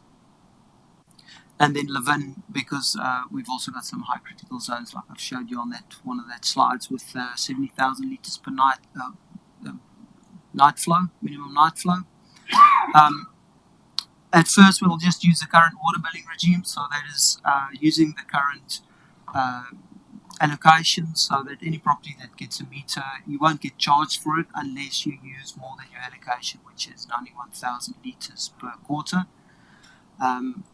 Then we will start development of a customer-facing portal where they can manage their own water use and view and maybe even look at their bill payment on that, and then also start a review of the water rating and billing. Who sets that 91,000 litre limit? Is that set by us or is that set by... I mean, if we wanted to discourage usage, we could decrease it to 80,000, say, and it might actually make a difference in people's, how they view if they get a bill for it. Eh?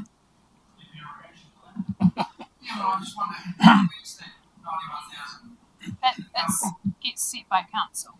It does get set by council. Yeah, so when you strike your rates, you typically put a limit.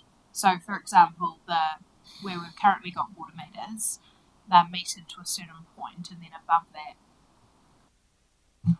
So, as in council could do. Wanted to send a signal that we wanted people to reduce their water intake, we just lower the level. There are the politics around this. Maybe that's probably what I'd encourage council to consider is how they might see that as part of a broader piece of work, maybe when you go to review your water rating and billing.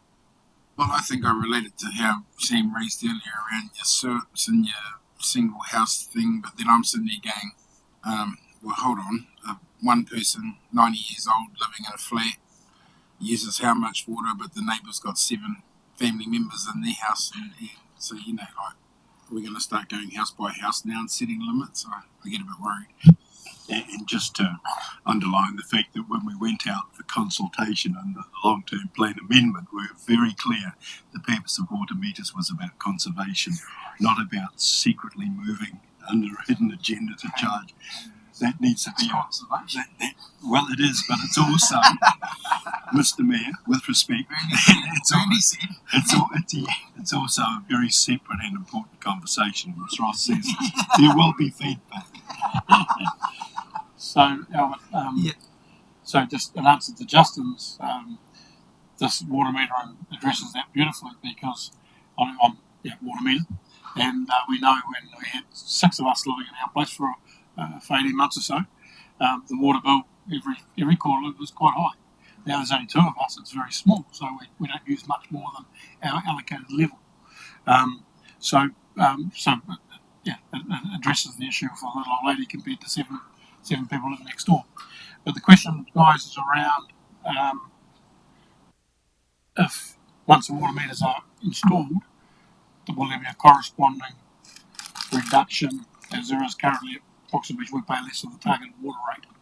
So will there be a differential there? Will there be a massaging of that? That's why, if you see that bullet there, the current water billing regime is to stay as it is because it is quite a big piece of work to change the rating and the fees and charges. So that needs quite a bit of work to get that across the line through the community.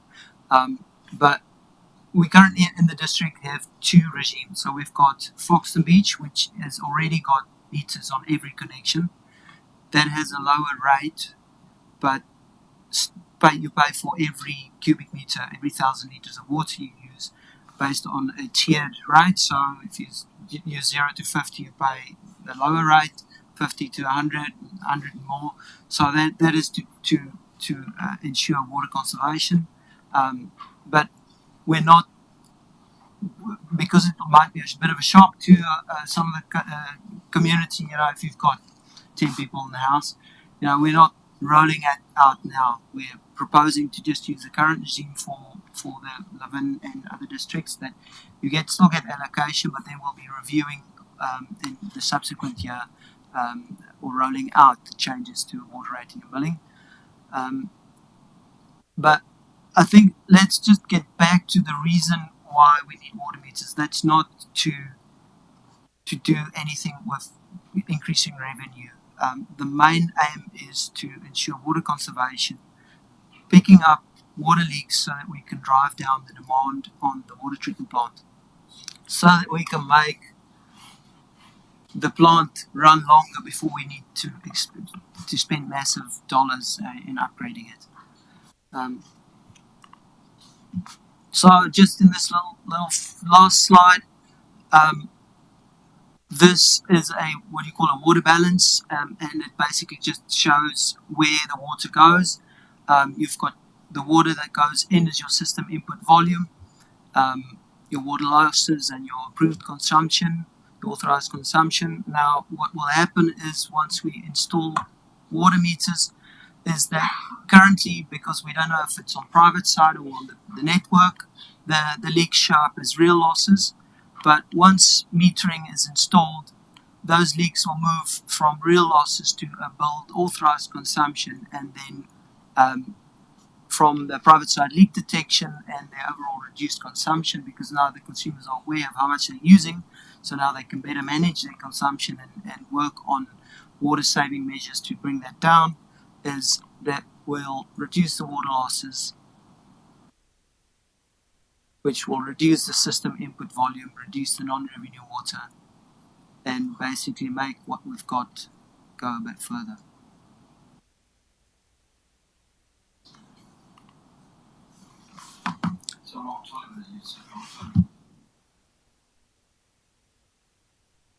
That's correct. So just jumping back to our purpose slide, I want to make sure we've covered off direction today.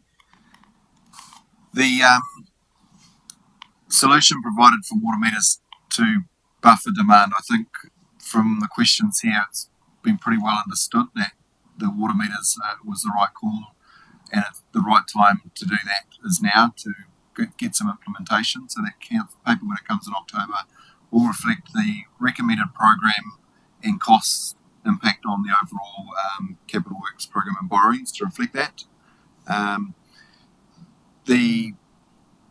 Just in terms of further information, if there was anything, now's probably the right time to point that out. If you had questions around the alternate options that you wanted further clarification on, but if there's a general level of comfort around option 2, then we'd proceed on the basis of carrying over the briefing slides today into a council report backed by some of the technical recommendations. Just got a question. Yeah, thanks. Are we charging for water, or charging for a litre of water, or are we charging to deliver a litre of water? The reason I ask is because I've read a qualified legal opinion in the last 6 months on the ownership of water. This is just for interest sakes, and water under common law belongs to everyone. You can't charge someone for water because no one and everyone owns it at the same time, but you can charge for the delivery of it. So to me it may seem like splitting hairs, but I think it's quite an important point. We're effectively recovering the cost to treat the water, consent it to bring it out of the river, bring it through a process, gravity feed it, pump it, all that cost associated with that reticulation and treatment network. So it's not a revenue gathering exercise on picking the water up out of the river and on charging it. There's a true cost to the ratepayer, and it has to be spread somehow through the targeted rate or the charging for additional usage. So that's certainly as part of the review.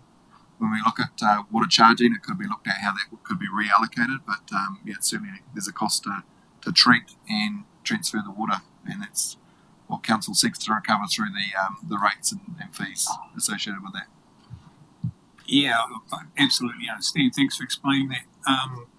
Perhaps, and this may go some way towards making people feel, the people that go, what, I don't want a water meter or whatever, that actually we make it really plain what we're charging for. That principle about the water. We're not actually selling the water, we're selling them the services to provide it. I mean, I think that could make a difference to people if they understood that.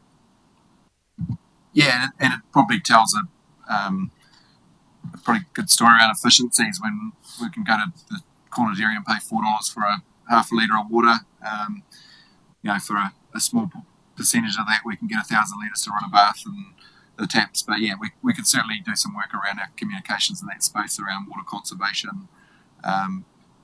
The likely impact of water restrictions over summer, alongside the rollout of meters, we can weave in that messaging around how those costs are made up, and that's probably to the point earlier around the overall program work that there's a significant amount of investment required over the next 10 to 30 years, depending on the crystal ball around how soon growth happens, to ensure that we've got a resilient water supply to cater for that growth. So there's a whole lot of messaging around that we can wrap up alongside the cost to actually treat the water and get it to your door. Thanks for the presentation. It's just a sort of minor question, really. I trust you guys. I know that you know what you're doing in the space and the technology. You're familiar with the technology, but just wondering that the option that will probably go with the radio ones. What's the lifetime of that technology? We're not going to be sort of getting 5-10 years down the track, and then all of a sudden there's a new technology to transfer data that's going to be a lot more efficient and cheaper, and we're going to have to replace all these meters.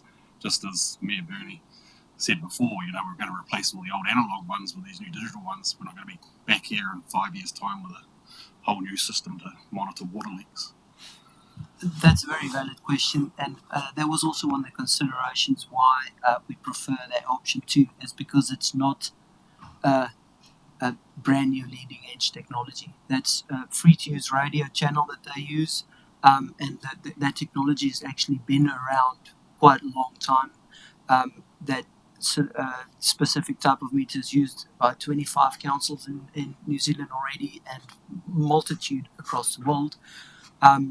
So it's not a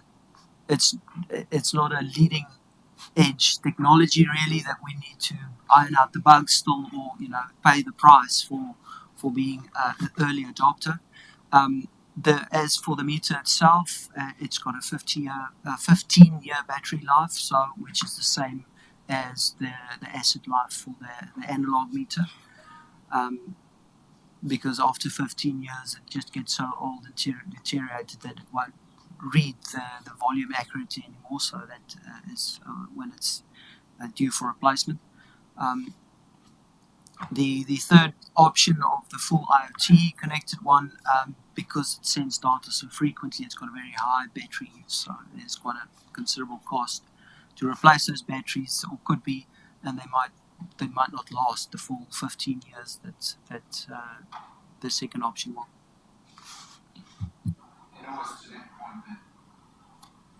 That option 3 doesn't currently stack up based on existing technology. The message around the need to act with water meters is that if we don't, we need to invest more heavily in something else. So it's not to say 5-10 years down the track that there might be more emerging technology around that, the water readers, that in the next tranche of rollout in 10-15 years, we could be looking at a new technology at that point, but reasonably comfortable that the business case around both additional capital investment and the current additional OPEX costs, that there's a clear winner based on today's investment decision. It's not to say in 5 years it wouldn't be a different decision, but currently the technology is not there to warrant the alternate in the officer's recommendation.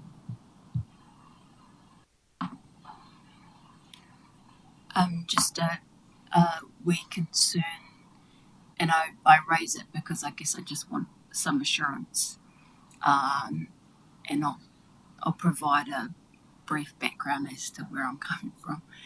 So we invested a lot in the plant, put in a whole lot of new technology, and then relied on a third party to turn it off, turn it on. You get my drift? And they weren't cooperating.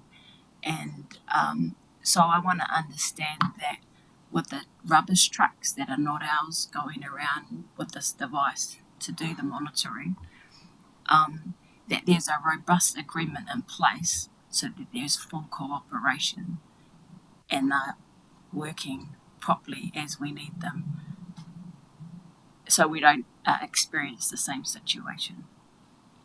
Do you follow?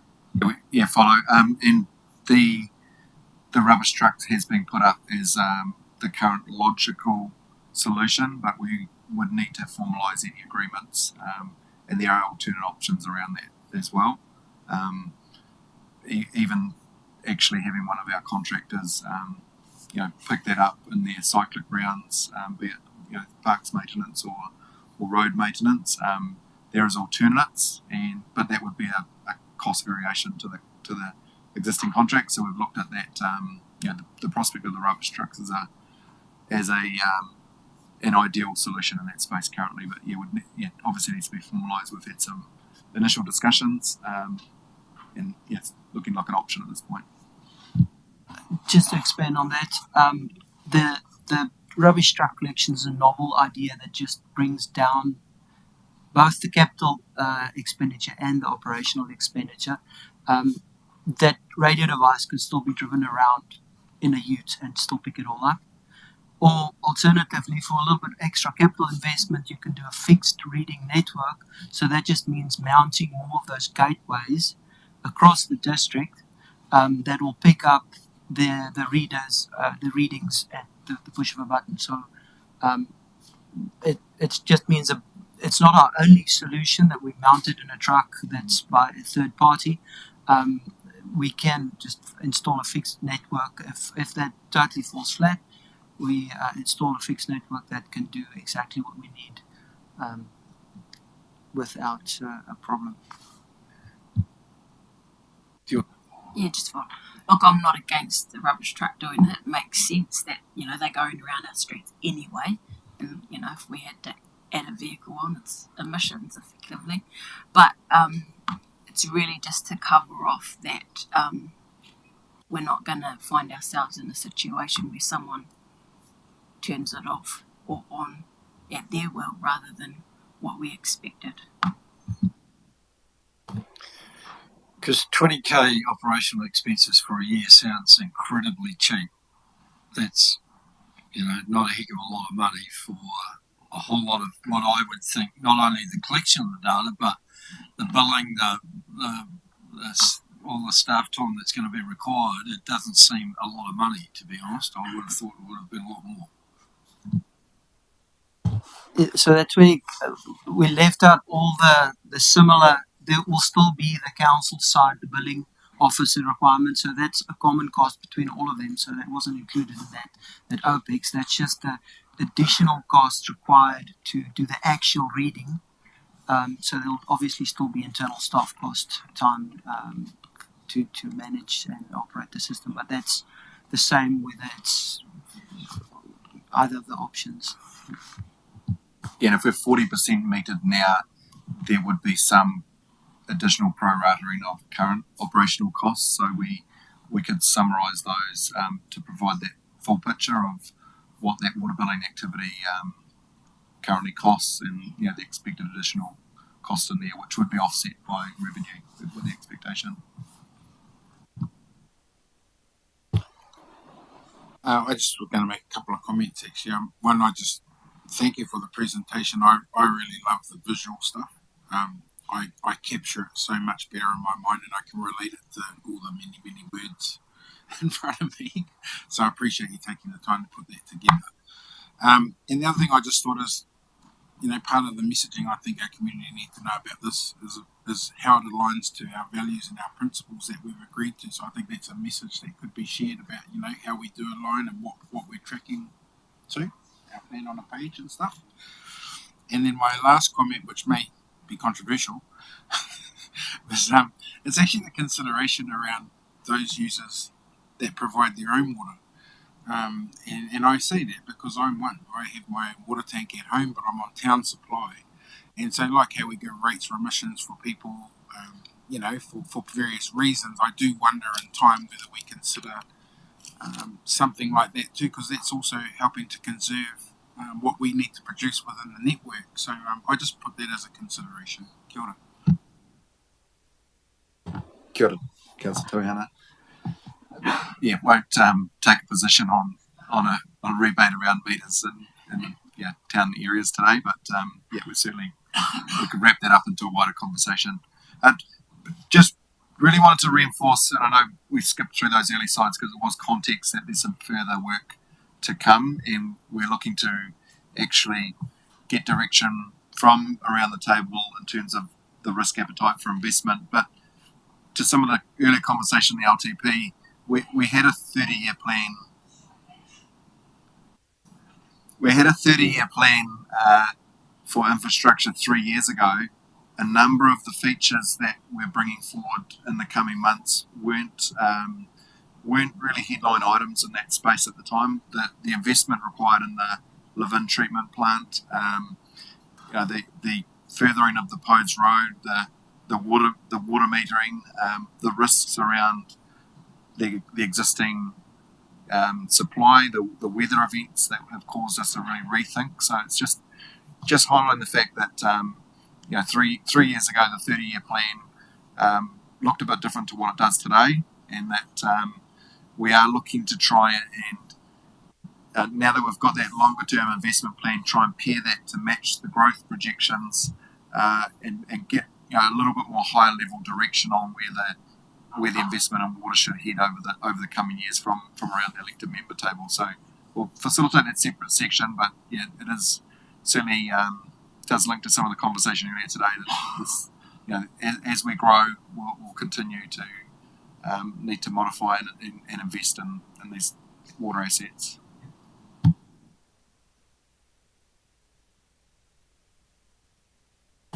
Thank you. Thank you.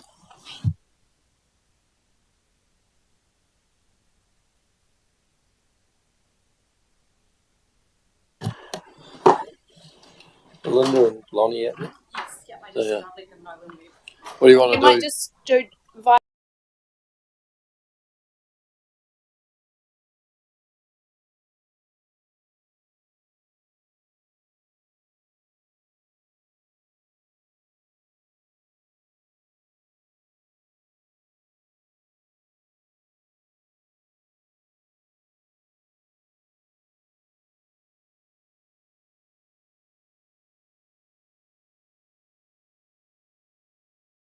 the entire compliance strategy. I'm just conscious of time.